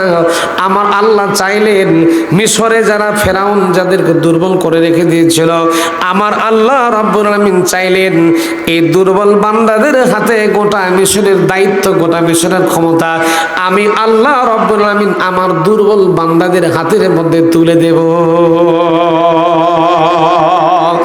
ওই আল্লাহ আছে না নাই? জোরে কলাক আছে না নাই? আমার ভাই, আজকে যারা অত্যাচারের স্টিম রোলার চালিয়ে দিচ্ছে, যারা অত্যাচারিত হচ্ছে, যারা দুর্বল হয়ে পড়ে আছে, আল্লাহ চাইলে তাদেরকেও ক্ষমতার মসনদ আল্লাহ দান করতে পারে। ওই আল্লাহ আছে না নাই? ভাইরা আমার, আল্লাহ পাক জানাচ্ছেন কোরআনে কারীমের মধ্যে, আল্লাহ পাক সুন্দর করে ইরশাদ করছেন, ওয়া নুরিদু আন্নামুন্না আলাল্লাযীনা ইসতুদঈফু ফিল আরদি ওয়া নাজআলাহুম আইম্মাতাও ওয়া নাজআলাহুমুল ওয়ারিসিন।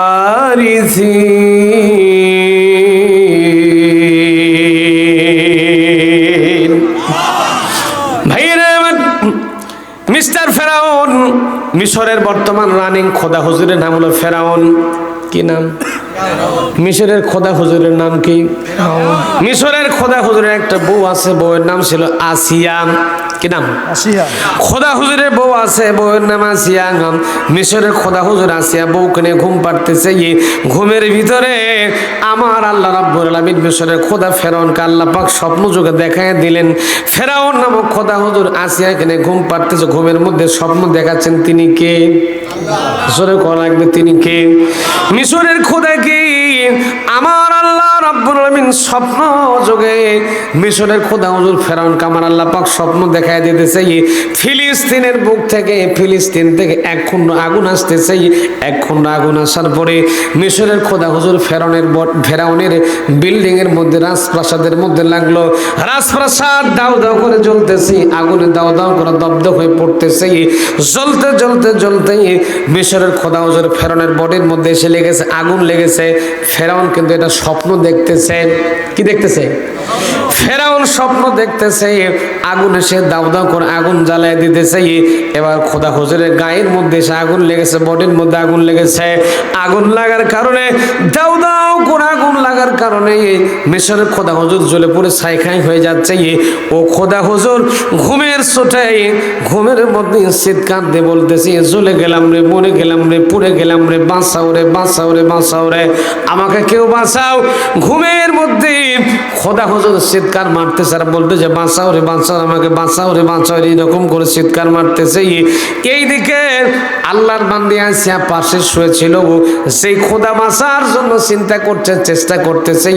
আল্লাহর বান্দী আছে বাম হাত দিয়ে একটা ধাক্কা মারছে, একে ধাক্কায় মিশরের রানিং খোদা হুজুর খাটের তলে। কোন জায়গায়? ভাই শুনতেছেন? বিরক্ত হয়ে গেছেন তো ভাই? মিশরের খোদা হুজুর খাটের তলে পড়ে গেছে। এইবার যখন খোদা হুজুরের ঘুমটা ভেঙে গেছে, খোদা হুজুরের জ্ঞান ফিরে এসেছে। খোদা হুজুর স্বপ্নে এরকম করে চিল্লাচিল্লি করতেছে। খোদা হুজুর এবার যখন জ্ঞান ফিরে এসেছে, ডাকতে বলে, আসিয়া রে, তুমি আমাকে এইরকম করে জোরে ধাক্কা দিয়ে খাটের তলে ফেলায় দিলে কেন? আল্লাহর বান্দী আসিয়া তখন ডাকতে বলে, ও খোদা হুজুর, খোদা নিজেই যদি বাঁচার জন্য আকুতি কাকুতি মিনতি করতে থাকে, তাহলে আমরা খোদার বান্দা বান্দিরা কার কাছে চামু?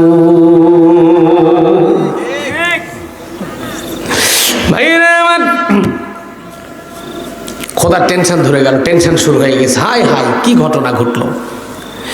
সকাল হতে না হতে দেশের যিনি স্বরাষ্ট্রমন্ত্রী ছিলেন তার কাছে এবার মিশরের খোদা ফেরাউন চলে গেছে। যাওয়ার পরে ডাকতে বলছে, বন্ধুরে, হামানের কাছে গিয়ে বলছে, বন্ধুরে, আমি তো একটা স্বপ্ন দেখেছি, ঘুমের মধ্যেই এইরকম স্বপ্ন দেখেছি। স্বপ্ন দেখার পর আমার তো টেনশন শুরু হয়ে গেছে, কি ঘটতে চলেছে, স্বপ্নের ব্যাখ্যা জানা লাগবে। ভাইরা আমার হামান ডাকতে বলে, বন্ধুরে, টেনশন করা লাগবে না, স্বপ্নের ব্যাখ্যা জানার জন্য আমরা এই দেশের বাড়িতে, মিশরের বাড়িতে অনেক বড় বড় গণক ঠাকুর আছে, যারা ভালো গণনা করতে পারে, এদেরকে আমরা ডাক দেবো, ইনভাইট করব, তাদের থেকে শুনবো। আমার ভাইয়েরা কয়েক শত গণক ঠাকুরকে তারা ইনভাইট করলো, ডাক দিল। ডাক দেওয়ার পরে রাজদরবারে গণনা করা শুরু হলো। আমাদের খোদা হুজুর ফেরাউন একটা স্বপ্ন দেখেছে, এই স্বপ্নের ব্যাখ্যা কি হয়েছে, এই ব্যাখ্যাটা জানা লাগবে। গিয়ে গণক ঠাকুরেরা স্বপ্নের ব্যাখ্যা ফেরাউন নামক খোদা হুজুরকে দিচ্ছে। ডাক দেব, খোদা হুজুর, আপনার জন্য একটা রেড সিগন্যাল অপেক্ষা করছে। খুব তাড়াতাড়ি বনি ইসরাইল, তার মানে মুসলমানদের ভিতর থেকে একটা সন্তান দুনিয়াতে জন্মগ্রহণ করবে। বনি ইসরাইলের ভিতর থেকে একটা পুত্র সন্তান জন্মগ্রহণ করবে। এই পুত্র সন্তান জন্মগ্রহণ করার কারণে সে যখন বড় হয়ে যাবে, আপনার দেশ যাবে, রাজত্ব যাবে, গদি যাবে, কিচ্ছু ঠেকাতে পারবে না, সব আপনার জলাঞ্জলি হয়ে যাবে, সব নষ্ট হয়ে যাবে, কিচ্ছু আপনি টিকিয়ে রাখতে পারবেন না। ভাইরা হামান তখন, ফেরাউন তখন হামানকে ডাক দেয়া, কয় কি করা লাগবে? বনি ইসরায়েলের পুত্র সন্তান জন্মগ্রহণ করা ঠেকানো লাগবে। এই জন্য করে আমার ভাইরা তাফসীরের কিতাবের মধ্যে এসেছে, হামান বুদ্ধি পরামর্শ দিলে, বন্ধুরে, বনি ইসরায়েলের যে সমস্ত পুত্র সন্তান জন্মগ্রহণ করবে সবগুলোকে জবাই করা লাগবে। নাউযুবিল্লাহ বলবেন না? আল্লাহ পাক কোরআনে কারীমের মধ্যে জানাচ্ছেন, ইন্না ফিরআউনা আলা ফিল আরদি ওয়া জাআলা আহলাহা শিয়া'আন ইস্তাদঈফু তা'iফাতাম মিনহুম ইউযাব্বিহু আবনাআহুম ওয়া ইস্তাহয়ী নিসাআহুম ইন্নাহু কানা মিনাল মুফসিদিন। ভাইরা হামান পরামর্শ দিল, বনী ইসরায়েলের যে সমস্ত পুত্র সন্তান জন্মগ্রহণ করবে এদেরকে কতল করা লাগবে, জবাই করা লাগবে। আর যে সমস্ত মহিলা জন্মগ্রহণ করবে এদেরকে সব জীবিত রাখা লাগবে। এইরকম করে তাফসীরের কিতাবের মধ্যে এসেছে হামানের বুদ্ধি পরামর্শ মোতাবেক ফেরাউন মিশরের মাটিতে গিয়ে মাত্র 6 মাসের ভিতরে গিয়ে বনী ইসরায়েলের 90,000 পুত্র সন্তান ফেরাউন জবাই করেছিল। কতগুলা? ভাইরা আল্লাহর কোরআন সাক্ষী। আল্লাহ কোরআনে এরকম করে জানাচ্ছে, কিছু কিছু ক্ষমতাবান শাসক আছে, এরা চিন্তা করে 90,000 কেন, আরো 90,000 যদি দুনিয়ার থেকে বিদায় করা লাগে তারপরেও আমাদের ক্ষমতা টিকায় থাকা লাগবে। আছে না নাই? এইরকম ফেরাউন মার্কা শাসক পৃথিবীর জমিনে আছে না নাই? ভাইরা ফেরাউন তখন 90,000 পুত্র সন্তান যখন জবাই করলো, পুত্র সন্তান শূন্য হয়ে গেল। দেশটা থেকে যখন পুত্র সন্তান শূন্য হওয়া শুরু হয়ে গেছে, হামান টাকমাদা পরামর্শ দিল, বন্ধুরে এইরকম করে যদি পুত্র সন্তান আমরা বিদায় করে দিতে থাকি তাহলে আমাদের ছোট্ট ছোট্ট কাম কাজগুলা কে করবে? ঠেলাওয়ালার কাম, মুসির কাম, জুতা সেলাই করার কাম, এই কামগুলা কে করবে? সুতরাং 1 বছর পুত্র সন্তান আমরা জবাই করবো, 1 বছর জবাই করব না। এই সিদ্ধান্ত তারা গ্রহণ করলো। করার পরে ফেরাউন তখন একেবারে ছোট কাজ থেকে ধরে সচিবালয় পর্যন্ত, মিনিস্ট্রি পর্যন্ত, ফেরাউনের মন্ত্রণালয় পর্যন্ত সব জায়গায় একটা একটা করে ফেরাউন তার দলের নিজস্ব লোকদেরকে সব জায়গায় ক্ষমতা টিকিয়ে রাখার জন্য সব জায়গায় ফেরাউন তার নিজের দলের লোককে একটা একটা করে সব জায়গায় বসায় দিয়েছে। ولا يجرمنكم شنآن قوم على ألا تعدلوا اعدلوا هو أقرب للتقوى واتقوا الله إن الله خبير بما تعملون।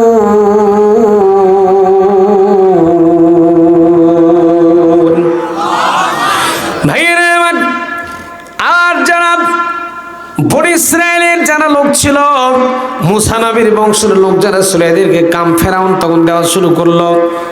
জুতা সেলাই করার কাম, পায়খানা সাফ করার কাম, ঠেলাওয়ালার কাম, রিক্সা টানা ঠেলাওয়ালা, মুসির কাম, জুতাওয়ালার কাম, ছোট ছোট কামগুলা দেওয়া শুরু করলো। আমার ভাইরা, মুসা নবীর বাপের নাম ছিল ইমরান, মায়ের নাম ছিল ইউখাবিস বিনতে লাদি। ছোট্ট করে মনে রাখেন, মায়ের নাম ছিল ইউখাবিস। ভাইরা, মুসা নবীর একজন ভাই নবী ছিলেন, নাম ছিল হারুন আলাইহিস সালাম। তিনিও নবী ছিলেন। আল্লাহ পাক সেই বছর ফেরাউন সন্তান জবাই করলে সেই বছর আল্লাহ পাক হযরত মুসা নবীর ভাই হারুন আলাইহিস সালামকে দুনিয়াতে পাঠিয়ে দিয়েছিলেন।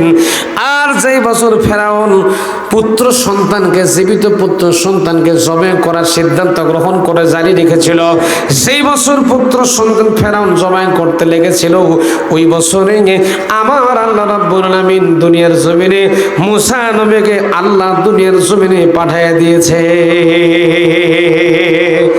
যে যতই চেষ্টা করুক না কেন, আল্লাহ পাক যেটা সিদ্ধান্ত গ্রহণ করবেন সেইটাই আসল সিদ্ধান্ত।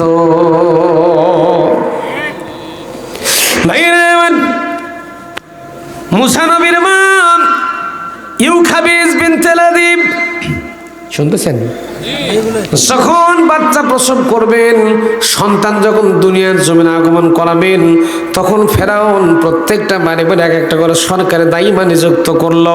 সরকারি দায়িমার কাজ হলো, সন্তান যখন ডেলিভারি হয়ে যাবে, সন্তান যখন দুনিয়াতে আসবে, সন্তান দুনিয়াতে আসার পরে সন্তান যদি পুত্র হয়ে যায়, পুত্র সন্তান যদি হয়ে যায়, ফেরাউন নামক খোদা হুজুরের কানের গোড়ায় খবর পৌঁছে দেওয়া লাগবে, অমুক গ্রামে অমুক জায়গাতেই পুত্র সন্তান জন্মগ্রহণ করেছে। সেই সন্তানকে ধরে রে ফেরাউনের বাহিনীর লোকেরা তখন তাকে জবাই করে দুনিয়া থেকে বিদায় করে দিত। আমার ভাইরা, আল্লাহর নবী হযরত মূসা আলাইহিস সালাম যখন দুনিয়ার জমিনে আগমন করলেন, একটা সরকারি দায়মা ছিল, সেই সরকারি দায়মা মূসা আলাইহিস সালামকে দুনিয়াতে আনার সময় হেল্প করেছিল। আল্লাহর নবী হযরত মূসা আলাইহিস সালাম যখন দুনিয়ার জমিনে আগমন করলেন, আল্লাহ পাক ওই সরকারি দায়মার কলেজের মধ্যে মূসা নবীর জন্য মোহব্বত দিয়ে পরিপূর্ণ করে দিয়েছে। আল্লাহ জানাচ্ছেন, ওয়ালকাইতু আলাইকা মাহাব্বাতাম মিন্নি। আমার ভাইরা, এবার দাইমা যখন মূসা আলাইহিস সালামের চাঁদ মুখটা লক্ষ্য করে দেখলো, এত সুন্দর চেহারার মানুষ, এত সুন্দর চাঁদ মুখ, ফুটফুটে সুন্দর একটা বাচ্চা, এই বাচ্চাকে কেমন করে জবাই করতে দেওয়া যায়? এই জন্য করে দাইমা তখন ডাকতে বলছে, ওই খাবিজ বিনতে লাদি, তোমার যে ছোট্ট বাচ্চা তুমি জন্ম দিয়েছো, তোমার এই বাচ্চাটাকে দেখার পরে আমার কলেজাটা শীতল হয়ে গেছে, আমার কলেজাটা কেমন যেন আনন্দে ভরপুর হয়ে গেছে। তোমার এই ছোট্ট বাচ্চার খবর আমার খোদা হুজুর ফেরাউনকে আমি কখনো কোনোদিন বলবো না।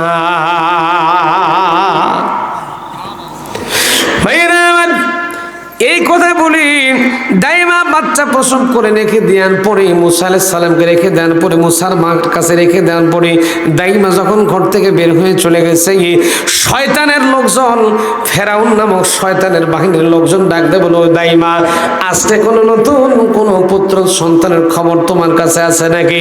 দাইমা বলে, না না, আজকে কোনো নতুন পুত্র সন্তানের খবর আমার কাছে নাই, কোনো পুত্র সন্তান আজকে জন্মগ্রহণ করে নাই।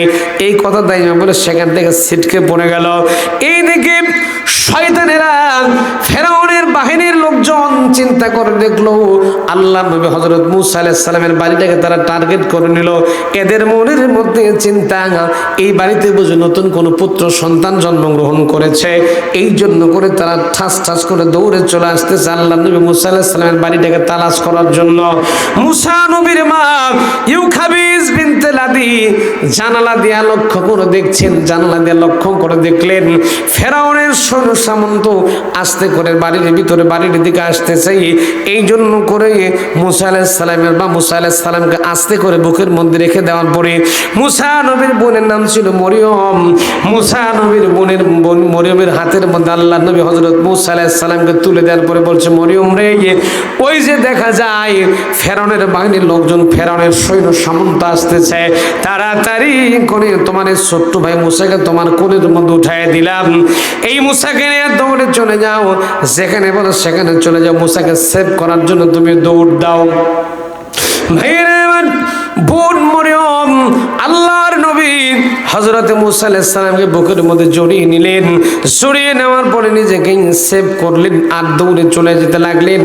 ঘরের দরজার সামনে যখন, বাড়ির দরজার সামনে যখন দাঁড়াবে, লক্ষ্য করে দেখছে জুতার আওয়াজ মরিয়ম শুনতে পাইতেছে।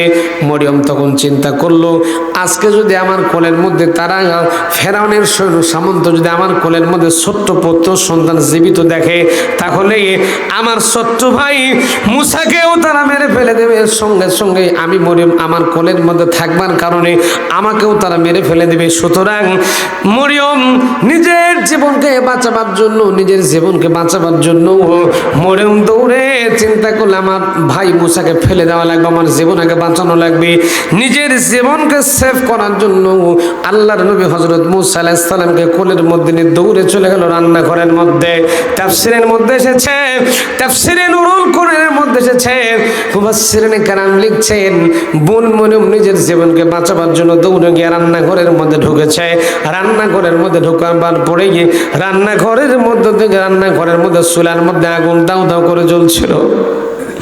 মরিয়ম নিজের জীবনকে সেভ করার জন্য, নিজের জীবনকে বাঁচাবার জন্য মরিয়ম আস্তে করে আল্লাহর নবী মূসা আলাইহিস সালামকে আস্তে করে রান্নাঘরের মধ্যে জ্বলন্ত চুলার মধ্যে ফেলে দিয়েছে। মূসা আলাইহিস সালামকে বাঁচাবার জন্য কে আছেন? জোরে কোয়া লাগবে, কে আছেন? ভাইরা আমার, মরিয়ম যখন আস্তে করে আল্লাহর নবী হযরত মুসা আলাইহিস সালাম জ্বলন্ত আগুনের মধ্যে ছেড়ে দিয়েছেন। জ্বলন্ত আগুনের মধ্যে ছেড়ে দেওয়ার পরে এবার মরিয়ম দরজার সামনে গিয়ে দাঁড়াইছে। ফেরাউনের সৈন্য সামন্ত যখন বাড়ির মধ্যে এসে ঢুকে গেছে, ঢোকার পরে মরিয়মকে ডাকতে বলতেছে, তোমাদের বাড়ির মধ্যে নতুন কোনো পুত্র সন্তান আছে নাকি? তোমাদের ঘরে কোনো পুত্র সন্তান আছে নাকি?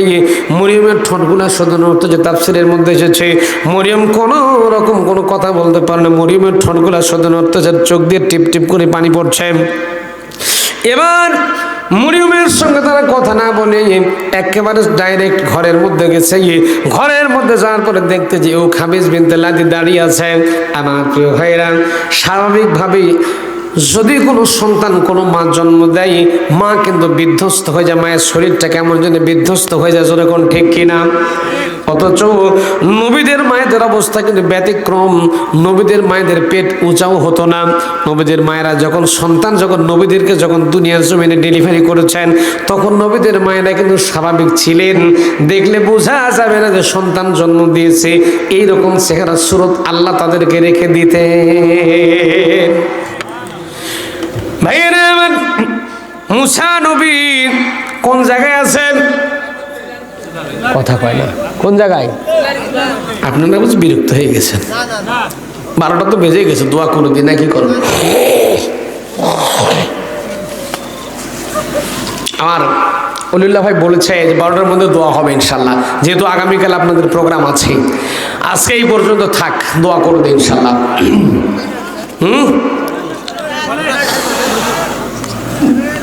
আপনাদের ইচ্ছা আছে? আল্লাহ কবুল করুক, বলেন আমিন। একেবারে শর্টলি কথা বলে শেষ করবেন ইনশাআল্লাহ। ভাইরা, ফেরাউনের সৈন্য সামন্ত তখন দৌড়ে গিয়ে হযরত ইউখাবিস বিনতে লাদির কাছে প্রশ্ন করলো। ইউখাবিস বিনতে লাদিকে দেখে, তার চেহারা দেখে বোঝা যায় না সন্তান ডেলিভারি করেছেন কিনা, কোনো মতেই তাকে চেনা যায় না। এমন সময় তারা গোটা ঘরটা তন্ন তন্ন করে তালাশ করছে, কোনো বাচ্চা আছে নাকি, নতুন কোনো পুত্র সন্তান জন্মগ্রহণ করেছে নাকি। এই দৃশ্য দেখার জন্য তারা গোটা বাড়ি তন্ন তন্ন করে খোঁজ করা শুরু করলো। গোটা বাড়িটা, গোটা ঘর দোর সমস্ত কিছু তন্ন তন্ন খুঁজেও তারা পেল না। সেভ করে রেখেছেন তিনি কে? জোরে কোয়া লাগবে কে? ওই আল্লাহ আজও আছে না নাই? ওই আল্লাহর প্রতি অবিচলতার সাথে যদি আমরা দাঁড়িয়ে থাকতে পারি, আল্লাহর নবী শত প্রতিকূলতার মধ্যে আল্লাহ নবী হযরত মুসা আলাইহিস সালামকে যে আল্লাহ হেফাজত করেছেন, আমরা মুসলমান যদি শত প্রতিকূলতার সাথে দাঁড়িয়ে থাকতে পারি, ওই আল্লাহ পাক আমাদেরকে অবশ্যই সাহায্য করবে। ইমানটা আমাদের সাঙ্গা হওয়ার দরকার আছে না নাই? এই জন্য আমার বক্তব্য, আমাদের ছোট্ট একটা ইসলামের সঙ্গীত না বলে পারি না। তুমি মেসোয়াক করা ফজিলত তো জানো, খাবার শেষে মিষ্টি মুখের হাদিসটাও মানো,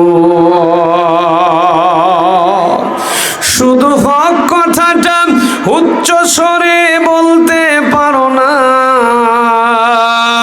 অন্যায় দেখে বারুদ হয়ে জ্বলতে পারো না। কেমন মুসলমান তুমি একটু ভাবো না, কেমন তোমার ঈমান একটু বলো না। তুমি মেসোয়াক করা ফজিলত তো জানো, খাবার শেষে মিষ্টি মুখের হাদিসটাও মানো। তুমি যেই কালিমার দাওয়াত দিলে বুকেতে নাই তুলে, দেখো সেই কালিমার দাওয়াত দিয়ে কত জনাজি জেলে। তুমি যেই কোরআনের ওয়াজ করলে হাদিয়া তোহফা মেলে, দেখো সেই কোরআনের ব্যাখ্যা লিখে কেউ ফাঁসিতে ঝুলে। তুমি দুনিয়ার মুখে জীবনের মায়া ছাড়তে পারো না, প্রভুর রাহে প্রাণ বিলিয়ে দিতে জানো না। কেমন মুসলমান তুমি একটু ভাবো না,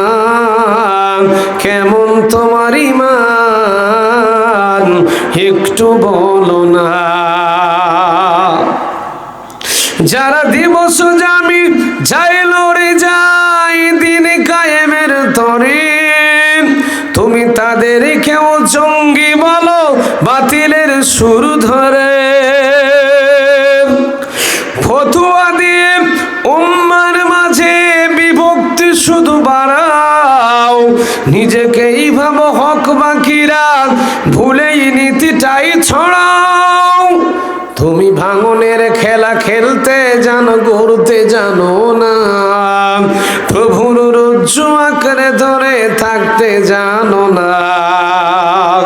কেমন মুসলমান তুমি একটু ভাবো না, কেমন তোমার ঈমান একটু বলো না।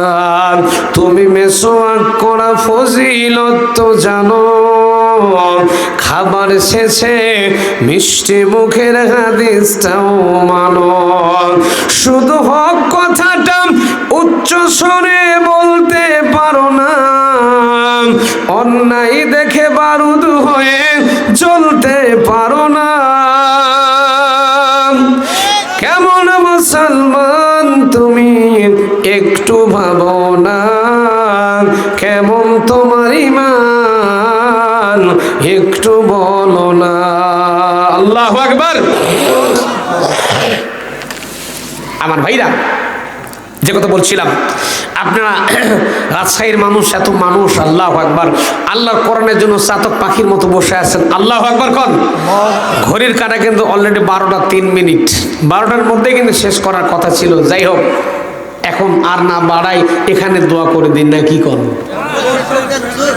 তাহলে মুসা আলাইহিস সালামকে শুধু তুলবো আর দোয়া করব, আর ভিতরে আর যাব না। অনেক বড় লম্বা ওয়াকিয়া, 2 দিন 3 দিনের মাহফিলগুলোতে এই কথাগুলো বলা যায়। তো যাই হোক, ফেরাউনের সৈন্য সামন্ত যখন গোটা ঘর খুঁজে যখন পেল না, এরাই তখন বাড়ি থেকে বের হয়ে গেল। এখন সন্তানের জন্য মায়ের কলিজার মধ্যে মহব্বত আছে না নাই? মুসার মা পাগলিনী হয়ে গেছে। আমার মরিয়ম দেখতেছে, মরিয়ম দরজায় দাঁড়িয়ে আছে, মুসা তার কোলের মধ্যে নাই। মা তো টেনশনে পড়ে গেলে যে আমার ছেলেকে কোথায় রাখলো। ভাইয়া, মুসা নবীর মা ইউখাবিস বিনতে লাদি চোখ দিয়ে টিপ টিপ করে পানি পড়ছে, ডাকতে বলে, মা মরিয়ম রে, আমার মুসাকে তুমি কোথায় রেখেছো? তাড়াতাড়ি করে আমার কোলের মধ্যে উঠাইয়া দাও। এবার মরিয়ম চোখের পানি আর ধরে রাখতে পারে নাই। মরিয়মের বয়স তখন ছিল 12। কয় বছর? মরিয়মের বয়স তখন ছিল 12। মরিয়ম তখন 12 বছরের ছোট্ট বাচ্চা মানুষ। মরিয়ম তখন কাঁদতেছে, জনম দুঃখনে মা গো, আমার কোলের ভিতরে যদি জীবিত কোনো পুত্র সন্তান ফেরাউনের বাহিনীর লোকজন যদি দেখতো, ওই সন্তানকেও মেরে ফেলতো, পাশাপাশি আমার কোলের মধ্যে থাকার কারণে অপরাধ মনে করে আমাকেও তারা মেরে ফেলে দিত। এই জন্য করে ওগো জনম দুঃখিনী মা, আমি আমার নিজের জীবনকে সেভ করার জন্য, আমি নিজেকে বাঁচাবার জন্য আমার ছোট্ট ভাই কলেজার টুকরা ধন, তোমার নারীছেরা ধন মুসাকে চুলার মধ্যে, রান্নাঘরের মধ্যে, চুলার মধ্যে জ্বলন্ত আগুনের মধ্যে আমি ফেলে দিছি।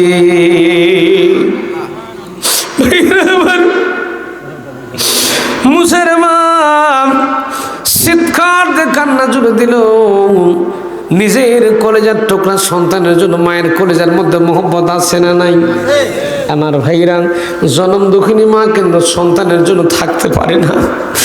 এত কষ্ট করে মায়েরা, তারপরে এমন কিছু কিছু কুলাঙ্গার আছে জনম দুঃখিনী মাকে কষ্ট দেয়, আছে না নাই?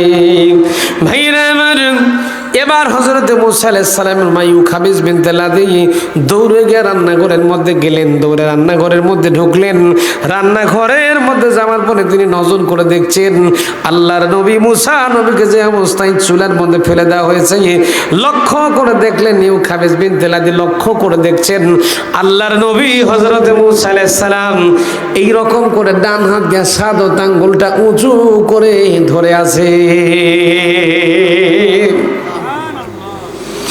ইউখাবিস বিনতে লাদি চিৎকার মেরে উঠল, আল্লাহু আকবার বললো, চিৎকার দিয়ে ওটা আল্লাহু আকবার বলেই আস্তে করে সন্তানটাকে হাতের মধ্যে তুলে নেওয়ার চেষ্টা করলো।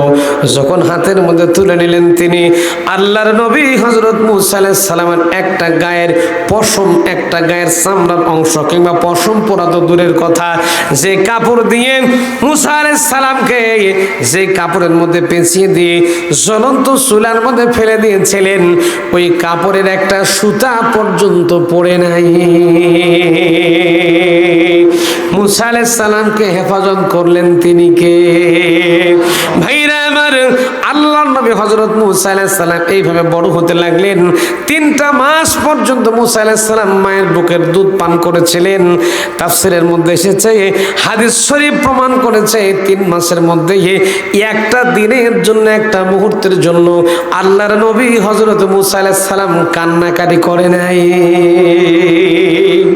আমার ভাইরা, যে মূসা আলাইহিস সালাম দুনিয়াতে আসলো, যে ফেরাউনের 1 নম্বর শত্রু মূসা আলাইহিস সালাম, অথচ আল্লাহর কি খেলা! আল্লাহ পাক ওই মূসাকে ফেরাউনের বাড়িতে গিয়া ফেরাউনের টাকা দিয়ে, ফেরাউনের পয়সা দিয়ে আমার আল্লাহ রব্বুল আলামিন ফেরাউনের বাড়িতে রাজকীয়ভাবে মূসা আলাইহিস সালামকে আল্লাহ বড় করেছে।